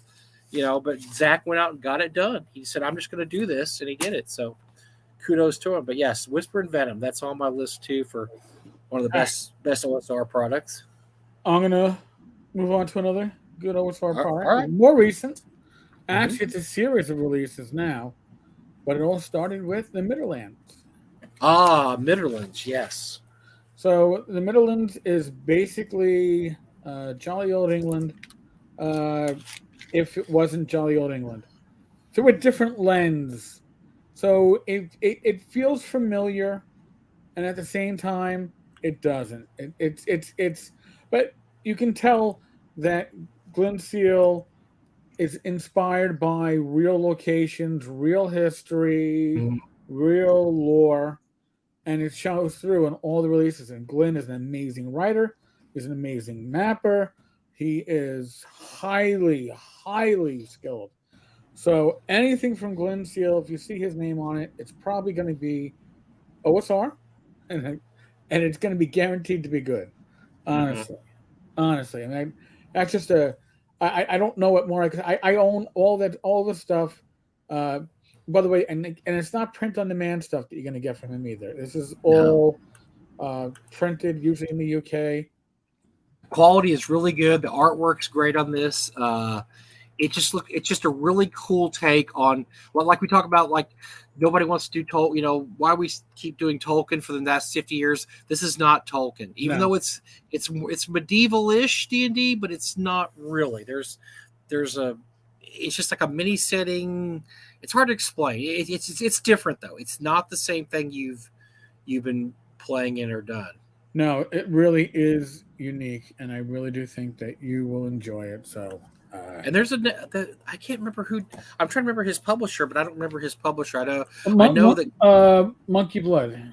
Monkey Blood. Okay, I couldn't remember who it was by Monkey Blood. Okay, yeah, it's well worth seeking out. Really good stuff there. The PDFs are available on drive-through, but if you want print, you got to go to his shop, Monkey Blood Games.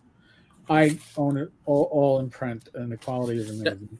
Now I'm going to get a little obscure here because there's a couple of adventures that I really like. Actually, I have 3 or 4 here that are very obscure. They're obscure. I don't have examples of all of them. I have some of them, but I just like them because to me they showed all the spirit of the OSR, and they're some of my favorite little publications. Like I said, there's nothing super amazing about them. They're just different and they're interesting. So here's one called Valley of the Five Winds. Oh, this is by Richard LeBlanc. Yeah, it is a setting and mini adventure. It's basically this hex crawl. It's basically a hex crawl. It's kind of built, if you can see by the picture there. It's sort of a Genghis Khan type, setting where it's in the steppes of some random whatever country. He has new monsters, new character classes. But it's very compact. This thing is only 56 pages long. It's also got this mini campaign where you have to go to these different locations and find stuff. But it's basically a hex crawl. You can do this whenever you want. You don't have to. There's no sense of urgency. You have to run into all these little fetch it quests. It's just basically this really cool setting in this place called the Valley of the Five Fires. And he goes into the Rich LeBlanc's he's a history teacher, and he talks about armors of the steppes, and he has little sections where he talks about different weapons they could use. It's a very different setting. Like I said, it's more of a, if you're familiar with second edition D&D, the Horde, remember the Horde box set? And that was about this giant Genghis Khan horde that was going to invade the realms. That's very much what this is like. It's that kind of setting. It's different. It's not a Middle Earth type setting at all, but it's really good. It actually won a 3 Casts Award, Best Dungeon of the Year. I don't remember which year. It's really good. I highly recommend Valley of the Five Fires. You should be able to find New Big Dragon Games. It says this came out in 2013. I didn't know it was that long ago, but it's really, really good. Highly recommended. My next one here is there's a guy named Guy Fullerton that's put out a few things over the years. This is one of he doesn't put out a lot. He puts out like one item every 5 or 6 years. Yeah. So this is one of the things he did. It's called the Many Gates of the Gan. Okay. And the funny part about this is it's called F3. So F1 came out. I can't remember what F1 was called. F2 never came out, and then F3. So he skipped F2 to do F3. It's just a real. Oh, it's signed too. He signed it. Oh, thank you, Guy. It's just a little mini dungeon, couple levels long. Right. It's got a different kind of setting. It's a jungle island, so you could easily put this into the Isle of Dread type setting. It's just got some really interesting ideas in there. It's got some traps that'll kill you right off the bat. It's got some interesting foes. It's these intelligent apes that run this dungeon on this jungle island, and they're really nasty and really dangerous. They'll kick your ass if you're not careful. But there's all kinds of little tricks and traps, and just Guy Fullerton should write more. He doesn't. I wish he did, because there's some really, really great ideas in there. It's very old school in presentations. You can tell by the art. He's got Stefan Pogue does the cover. We're seeking out. I think it's out of print. Probably been out of print for a while. It says 2012, so it's been out. So it's been out a long time. I don't think there was ever a second printing of it, but it's well worth looking up. Something called Many Gates the Gam by Guy Fortune. Very, very good little adventure there. The next one, couple I don't have copies of with me, but I'm just give you the name. One's called the Ruin Hamlet. The Ruin Hamlet is by a guy, and I'm gonna have to look this up because I haven't looked this up in a while. It's available on Lulu, and it's basically a beginning adventure using kind of basic rules. And it's a really good basic adventure, but it's on Lulu. I'm trying to find the name, the guy. I should have didn't come prepared for that, did I? Here it is. It's called the Ruin Hamlet / Terror in the Gloaming. It's on Lulu. Published in 2008, so it's really old. I'm pretty sure. Yeah, it looks like you can still get it there. I just looked there. You can get it print copy or PDF. It's very much like In Search of the Unknown / B2 Keeping the Borderlands. Highly recommend it. It's very simple beginning adventure. You can open it up and start running it immediately. It's got some really good encounters in there. I've always liked this adventure. I think I was looking up this adventure to find some information on it. It turns up on a lot of best of lists, which I was really surprised many people remembered it. Yeah, even though it came out over a decade ago, a lot of people remember it. So it's called the Ruin Hamlet. The guy's name is, I just shut the window. Damn it. Great. And he also published a few things towards the beginning of the OSR, and then he just kind of disappeared also. Barataria Games. I can't remember the exact the author. I'll find it. It's just Barataria Games.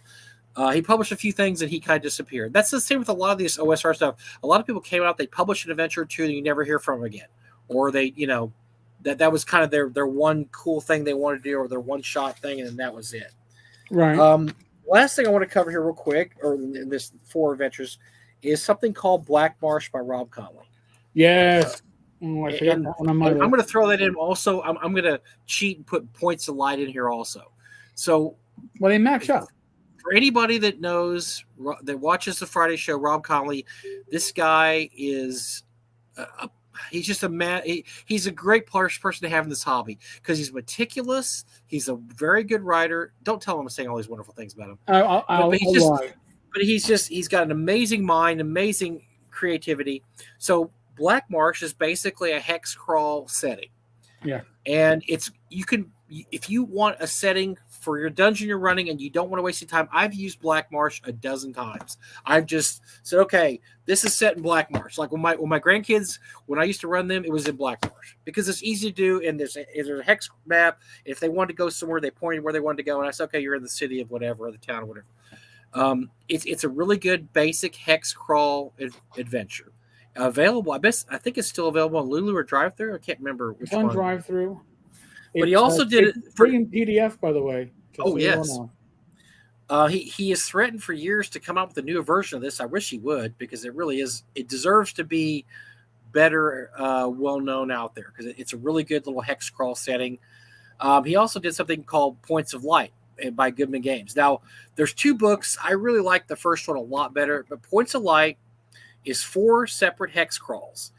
Each one has a different theme. Like one is these 2 kingdoms had a civil war and the whole kingdom is destroyed and you're in the ruins of this kingdom and here's what's left.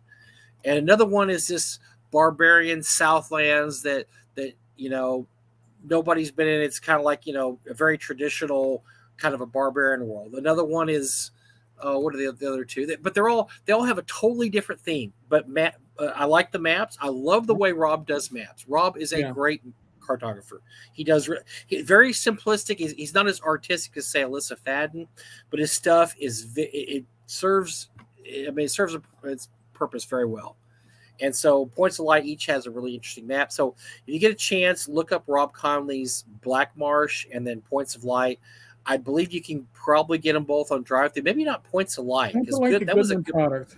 That was a good product. I don't think it's that hard to find. I bet if you looked on Right. On eBay, you could find Points of Light. And it's Both probably in highly PDF recommend. on But what I Darkroom. like about them is I like hex crawls a lot. I probably like the idea of hex crawls more than I actually use hex crawls. I love the idea. Once again, if we look back in the golden days of D&D, all we heard was, yeah, these guys used to run hex crawls all the time. There was no published hex crawls. Right. Nobody published a hex crawl until whenever. So this is something that, yes, people used to run hex crawls. For some reason, TSR never published one, and there was never one out there. And I used to always look at the map of Greyhawk, and I didn't know what a hex crawl was, but I used to think it'd be cool if you could just go to all these little cities and all these little things. And in my head, I was already thinking the idea of a hex crawl, even though I didn't know what a hex crawl was. That's the great thing about the hex crawls that Rob does or that anybody else does, is that you're able to do that thing where you can just go exploring, just go, that's the whole spirit of D&D, right? Now, here's a little Easter egg. Black Marsh, actually, the map of Black Marsh, I think the north edge, matches up to one of the southern edges in Point of Light. That's true. Yes. Matter of fact, if I remember correctly, Rob told me once they're all in the same world. If Rob didn't say yeah or no that, I think they're all in the same world, and they all kind of match up. If you want to match them all up, they're all on the same planet or whatever. Which is pretty darn cool. Setting. So now my last pick is a dual pick, and I miss these immensely. Fight On and Knock. Oh, okay. Let's go. We're going to do this, Eric, because my last pick was magazines, and guess what I had on here? This is what I had: Knock Spell, Fight On, Nod Magazine, and Echoes from Formalhaut. I forgot about Nod. Isn't Echoes still going? Yes, still going. Echoes is still going. Echoes is still going. Let's talk magazines. This is great. I remember I had a fight on there, so you start. We'll talk about these great magazines. I mean, Knockspell was devoted to swords and wizardry. Mm-hmm. Fight On was just devoted to old school gaming. Right. And of the two, Knock was the one that you would buy for the sheer amount of fucking content. It was or Fight On. Fight On. Fight On was sheer. Yeah, I mean, look how thick this is. It was thick. Look at the typeset. It's insane. Look at the typeset. You want to know the authors in here? Oh, here's where we get crazy, because I mean, this is like the who's who of OSR whatever in here. So I'm just gonna read some of the authors in here: Wilma Strada, Jason Morningstar, Michael Chicago Wizards Shorten, Jeff Reitz, Timothy Cass, Jeffrey Talanian, Jeff McKinney, Tony Roston. This is Michael Curtis. I mean, this is Gabber Lux. It is an amazing list. So now you had Knockspell.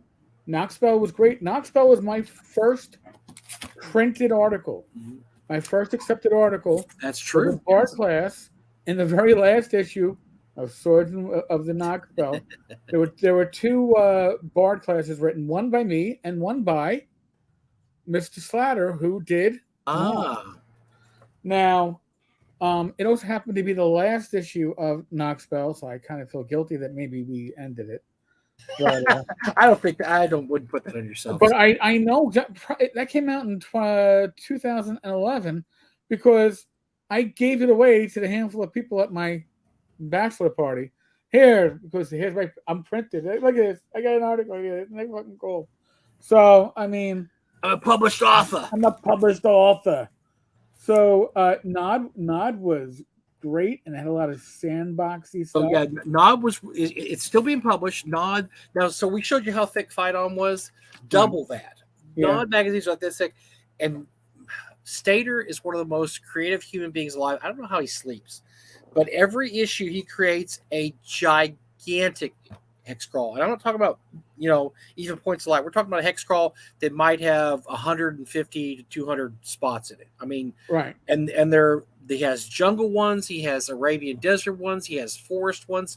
Nod Magazine is just an amazing publication. If you want a hex crawl, buy one make sure you get one that has a hex crawl. Some are not hex crawl oriented. Right. But you will have enough adventuring for forever. Yeah, because his hex crawls are extremely detailed. Give you a campaign right there. Yep. Yes, the magazines are huge, and the loss of Fight On and Knockspell were or shame. They're hard. It's hard to make a magazine. It's either Secret with Nod and how do you pronounce the other one? Uh, Echoes of The Echoes of Formal. Yeah, from all. Is that those are pretty much one man shows? yeah. Now Formal Halt, that's written by Gabber Lux. Yeah. It is a really so it's a digest size. I was going to bring some with you because they're really cool. They come in a little envelope. You open the envelope up. There's a digest size adventure. There's always a big map that comes with it.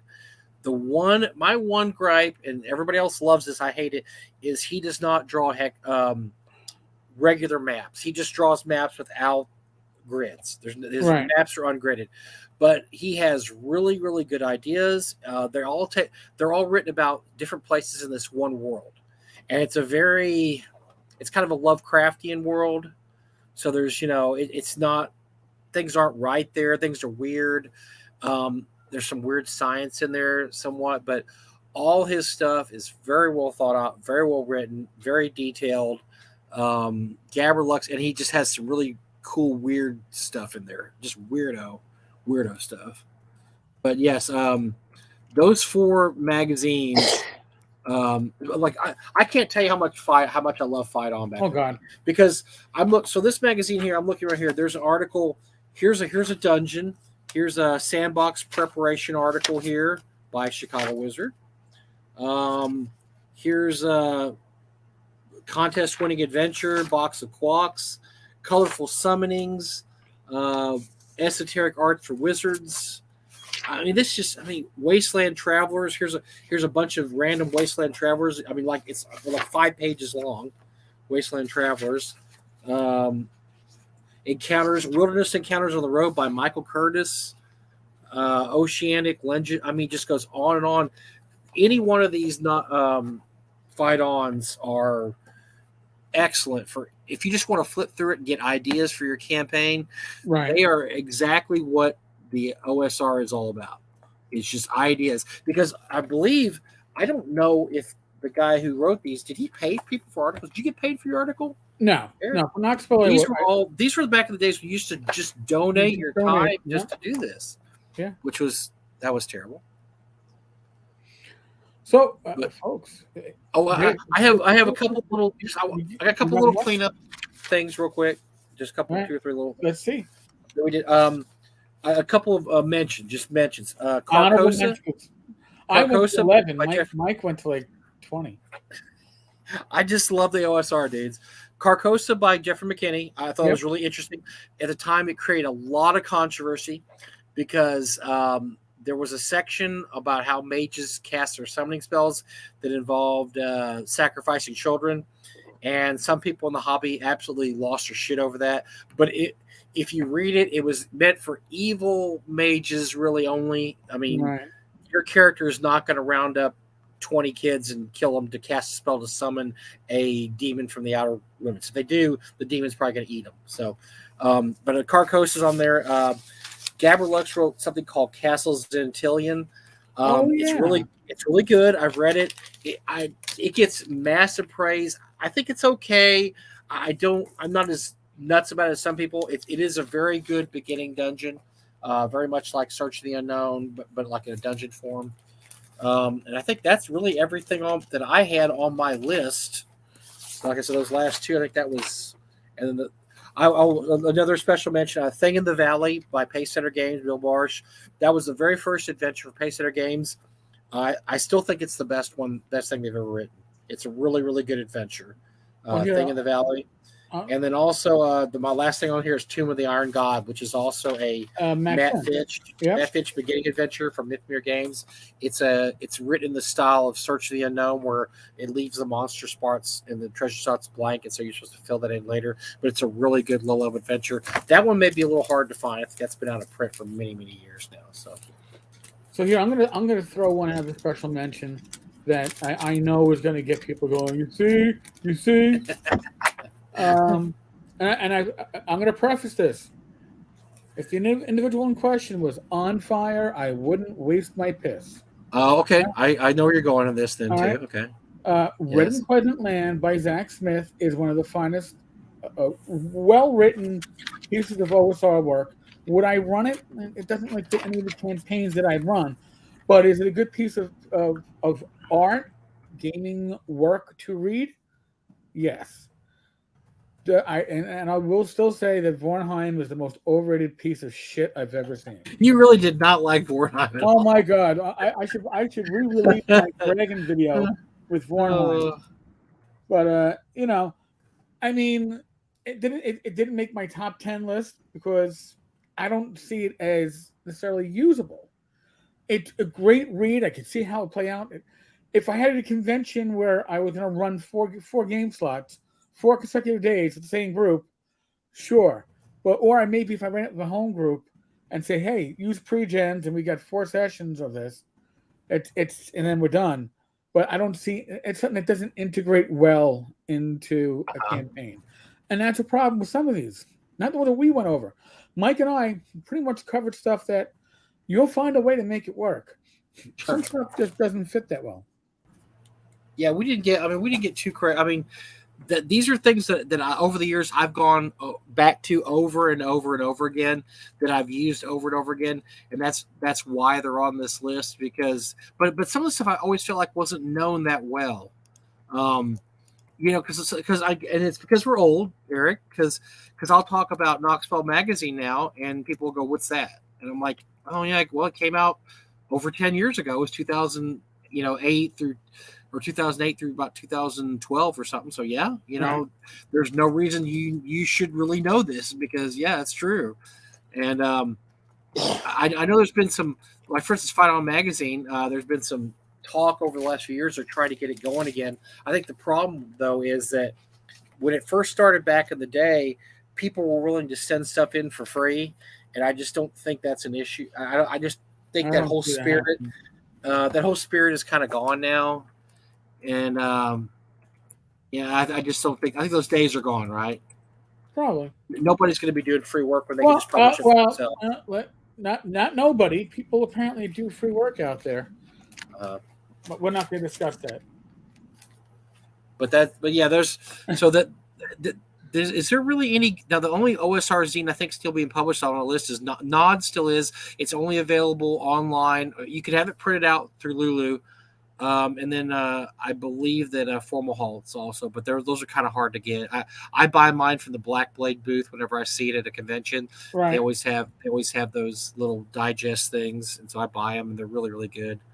But these are stuff that Eric and I have said. These are stuff that inspired us over the years. These are things we use over and over again. Some of it is look. If you look at our list and we get stuff we gave you, we didn't give anything too recent. I mean, the most recent stuff we gave you is probably 5 or 6 years ago. Well, this is all Middlelands is still coming. Well, yeah, I guess Middlelands. So I take it back. So, and there was some stuff we mentioned. Older. I'm looking at that list. You're right. But for the most part, these were things that when I first started getting excited by the OSR and the fact that you could do these adventures for Swords and Wizardry and Labyrinth Lore, which is basically basic D&D, and Swords and Wizardry, which is OD&D, and Ostrich, which is one. I mean, this was such a cool thing to me. Yeah. I really, really got into the OSR, and I would go and find these wherever I bought every OSR adventure I could find, because I was just so fascinated by the fact that you could publish old school adventures again. And these are the ones I came back over and over and over to, that I would just, read over and over and say, wow, this really is inspiring me. This is something that I'm just really, really interested in. So, and nowadays we have the same thing, but we have OSC now. Right. We can do another episode of this, but with more recent picks. Again, we were both instinctually mostly going older, because the classics are the ones that you get that are forgotten. Really. Oh, yeah. If we're talking recent stuff has probably been kickstarted. It's probably still in your memory. It's still in your mind. But we can do an episode covering some of that stuff. Well, too. I think it was. Well, what's interesting. So the counterpoint to this is that I was talking to some guys about. There was a thread on a Discord. What are your favorite OSR adventures? And it was in the opposite of what I just did. They were all naming stuff within the last few years, like stuff from the OSC, like Grim just put up there. Domanwood. Oh yeah, Domanwood. Oh yeah, Wormskin. Oh, then I was like, what is that stuff? And that's how I went out and bought all the OSC stuff, because I was like, I got to figure out what this stuff is. Holy Mountain Shaker. What is that? because their knowledge of the OSR did not extend past 5 Right. or 6 years. They had just got into the OSR basically, and so I always thought it would be cool if we did something to highlight the earlier years of the OSR, because there was a lot of really good stuff that came out there. Yes, some of that stuff hasn't aged so well, like for instance Stonehell Dungeon, that maybe hasn't aged as well as some other things, but it's still all useful and it's still all out there, and it was still all inspiring for the time. Very inspiring. Well, definitely. And there was one dungeon we did not mention, by the way. What did we skip? Dwemer Mount, man. We never mentioned Dwemer Mount. Well, yeah, because if you want to go in a room and find 300 pieces of copper pieces with some rat shit, no, I'm just. Dwemer Mount had such a weird history. Dwemer Mount is not a bad adventure. It's a very well written adventure. And another thing we didn't mention anything about Adventure Conqueror King, which is a really good system too. Yeah. It's just another OSR system, really, really good. It concentrates, a lot of it is very good for building campaign play in the like when your characters get to a name level and they want to build a fortress and stuff. It really covers that aspect of the game really well. And there are some really good adventures written for Astonishing Swords and Sorcerers. I'm sorry. Oh yeah, for Adventure Conqueror King, and there's also some really good Astonishing Swords and Sorcerers adventures too. Yeah, Hyperborea, but I'm waiting. My review will come when I get my my collector's copy. Then we'll talk. But I mostly want to concentrate on stuff that, like I said, I've personally been inspired by, that has been around a long time. I mean, there's some really good Hyperborea adventures. It's just that I've never played any of them. I've read them, but I haven't actually used them with a group. So I think Rats in the Wall I actually played in. I was running it in a Swordsman Wizardry adventure by, I believe, James Carpio. So I was I remember Crypt of the Serpent.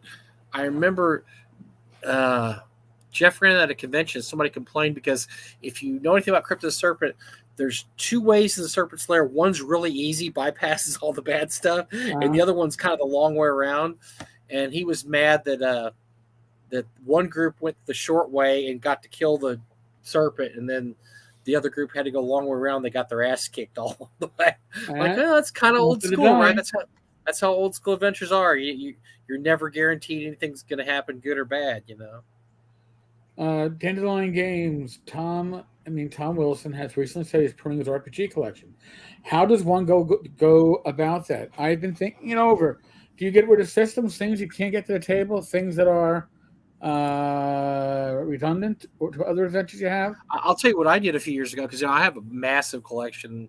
Not as big as some of the big guys in the hobby, but massive. I started getting rid of anything that I wasn't personally interested in. For instance, I got rid of all my Ravenloft stuff. I had everything Ravenloft. It was cool, but I'm never going to play Ravenloft. I'm not interested in it. I got rid of my Planescape stuff, my Birthright. Just anything that I wasn't personally interested in. And I was left with the core stuff that I read and that I love. And I don't really miss a lot of that stuff, I'll be honest with you, that I got rid of because I had just collected it to collect it. I wasn't really using it. There you go.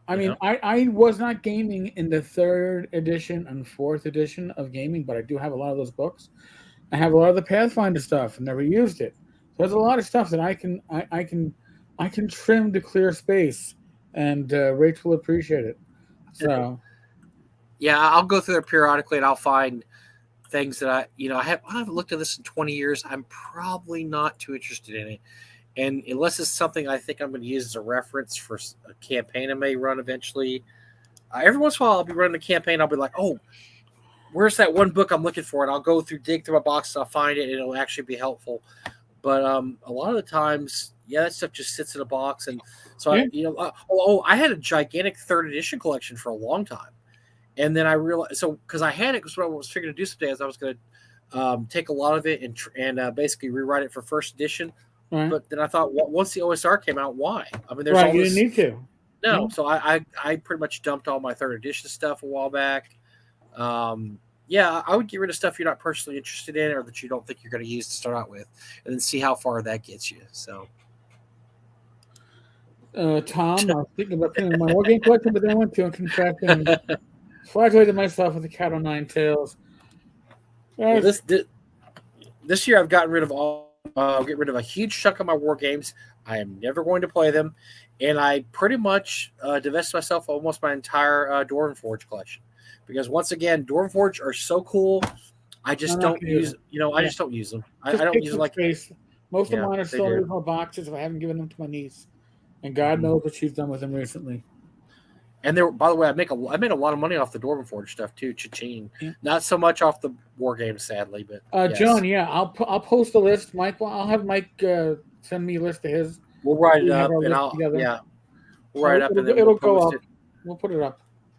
We personally vouch for everything on the list. So, and by the way, everything that Eric said, I agree with too. By the way, so we didn't. Yeah, they just weren't on my list, but yeah, that's all the stuff he said. I would give thumbs up to. Also, there were no big surprises. No, not at all. This is the stuff that we that kind of got us. I'll tell you what the cool thing about OSR. While we have a few minutes here, real quick, is that one of the things OSR did was got a lot of people back into the hobby they left, and by that a lot of people when second edition came out, they just didn't want to feel like they were into second edition. Now, I personally love second edition. My group still plays it, but about 1987, 1989, a lot of people got out of the hobby because they're like, yeah, I don't like second edition. They played first edition. They didn't find anybody else to play with. After a while, they just stopped playing. And then when the OSR kind of got going, let's say about 2008, 2009, they're like, whoa, this is the same D&D I used to play. It got a lot of people back in the hobby. And that's one thing you can always thank OSR for, is that it provided people a way to get back in. I met so many people at conventions that they started getting really interested in conventions again in that range of 2007 to about 2009. Wow. Because that's when the OSR was coming back. And that's when a lot of these conventions started. Our convention will be 15 years old this year. So will Gary Con next year. Gamehole Con is about 10 or 11. I mean, all these conventions started. It's not a coincidence. They all started about the same time, about 15 years ago, because that's when people were getting. Gary passed away. When Gary passed away, people started looking back and say, I liked D&D back when Gary was around and we were playing first edition. So, it's no coincidence that OSR had a huge impact on our. I mean, look at this artwork back here. This is all the result of the OSR, and I'll tell you why. That was from the account. We had Elmore do a print for us. The Errol picture here and the Elmore there, those are both from Gamehole Con. Right. And this is a picture that Easily did for North Texas. None of those would be up there if it weren't for the OSR. Those have all been created the last 10 years. Wow. By classic artists. And so that's one thing the OSR has done for us. It's brought back, all these things we thought were lost. You can go back again, Eric. Yes, you can. Mm-hmm. God damn it, my son does it often. And it's like, dude, didn't you run out of time yet? Don't you have to go back to work? So you're in Rachel's yoga space, kid. You gotta go. So that's our OSR still matters. OSR is not dying. It's not dead. It's still around. It has a huge influence. It's not full of psychotic neo-Nazi lunatics. No, it's not. It's no more so than any other aspect of society. Any other hobbies are pretty much the same. It's yes, a few bad apples are wandering around, but they're not ruining the whole batch. They're on the outskirts. So the OSR is still alive and well, and it has a lot to offer people. It's really, really good stuff. I love me some OSR. I love me some OSR too. Now I want to go back and start reading all my fight-ons again. There was like 15 of these, man. I gotta go back and start getting some dungeons out of those and start getting some cool things. There was so many cool things in those old fight-on magazines. All right, folks. We have passed the witching hour. I think I wore down finally, Eric. Tired. I know, man. I gotta. After this, I'm gonna have to, loosen up. Maybe take a hot shower, loosen up muscles. I know, man. It was just like, we were hitting it. We were hitting it hard, man. It was great, folks. As you may or may not know, but if you're watching this, you probably do know. At some point in the relatively near future, I'll likely be doing a GoFundMe, not to buy a new computer. Okay, I'm not gonna be doing that. No. More important, it is going to be to fund my legal defense. So, yes, we're just putting it out there, planting that seed. So I got a hundo here. I got a hundo ready for you, buddy. Where the fuck did this happen? I didn't know this was going on. I didn't know. Listen. All right. As always, it is no longer a P word. It's now an E word. It's an endemic. What does that mean? It's like a fungus. It's never going to go away. You're going to have to learn to live with it being around. I got that on my foot. Yeah. Yeah, it's between your toes. That's terrible. Yeah, well, that's what you got now. Yeah. Other than that, thanks to Mike, but fuck him. He doesn't need to be really thanked. But thanks to everybody in our live audience. Thanks to Grim for joining us as a member, as a paid subscriber. I would like to thank a couple people real quick. Joe Dameron and Sean Pointer is a member of my coffee month to month. Satan Red. They're my Satan Red, special Satan Red. You walk in a bar, there's a special room that has like the little, curtain, and they open up and let them in, they close it. That's Joe and Sean are in there. So thanks, appreciate it, Joe and Sean. And also everybody else who donated this week, Gary, including Gary Oliver, Steve Marsh, Dave Bartholomew. I hope I didn't miss anybody. I don't think I did. I appreciate it. I will be going on a trip next week. I'll be going to Gamehole Con Tuesday and Wednesday. If you're a member of the North Texas RPG Con Facebook page, I will be live broadcasting, and I will be going to pork loin places along the way and sampling pork loins and talking about them and just generally being a goofball as I am. I will be without Zach this time, my other work spouse, because he is flying into town. So I'll be on my own, baby. I might pick up some. Do they still have, like, you drive down the road, they have like hippie hot chick hitchhikers you can pick up? Not hippie hot chick. They have what we used to refer to as homeless skells. Ooh. And you might be. I won't be picking them up. Yeah. Well, they might actually be happy to be picked up by you.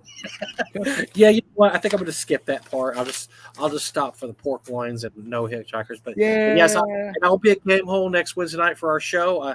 I don't know. Last year I did the broadcast from the hall, the vendor hall. So I don't know I haven't played anything yet. So I don't know where I'll be doing our broadcast next week. But we hope to hopefully we'll have one of our special guests that we're going to have this week, next week, and the week after. So we'll see. We'll make something work for you all, folks. Don't worry about it. If not, we'll talk about Gamehole or whatever else, or feedback from the OSR episode that we did. And so, we need to do this every once in a while. Let's do an OSR episode every 6 months or so about where we talk about OSR stuff. Because I'm sure we're going to sit down this week and go, oh, I forgot to talk about fill in the blank. And we're going to be. Well, like I said, we can do recent releases like Joe Block's Cthulhu. Yeah, we didn't do any recent things at all. We didn't do any of the recent stuff that is like, holy shit. So we can do a lot of that stuff. Yeah. We got you all covered, folks. Don't worry about it. Hey. Uncle Vinny here, he never does you wrong. Just make sure you put money in the till, all right? Don't worry about it. Something like that. I have no fucking clue. And I didn't drink, okay? All I had was punch. I didn't drink either. I was so excited tonight. I need to be sober. Booze. I need to be talking about real shit. I need to be sober. We're having fun, man. I was too involved. Yeah, That was awesome. I blame the live crowd. Folks, as always, live stream this Friday. It's a random generated party, so usual random miscreants. Saturday, another live stream. Rach and myself, Gamers Health. Tomorrow, I don't know, some random news in the industry probably. There's actually been a lot of news popped up that we didn't cover tonight. So we'll talk about it tomorrow night on the Discord chat. So Discord. If you want to hang out with myself, Mike, Glenn Hallstrom, occasionally Courtney Campbell, other members of the OSR. James Bond popped in last week. And what's cool is that there's never more than like a dozen people there. So if you want to talk to us and hang out, and that's a perfect spot to go and just chill and hang out with us. And we don't check IDs. So I think it's a great place to hang out. Go join the Discord server, Tenkar's Tavern. There's invites out there. If not, PM me on Facebook and I'll get you one. All right, folks. Be safe, be well, God bless. Roll those dice, roll them well. I will be back again tomorrow, like I said, with some random shite. Love you. Love everybody out there in the world. I love Mike. I like the rest of you.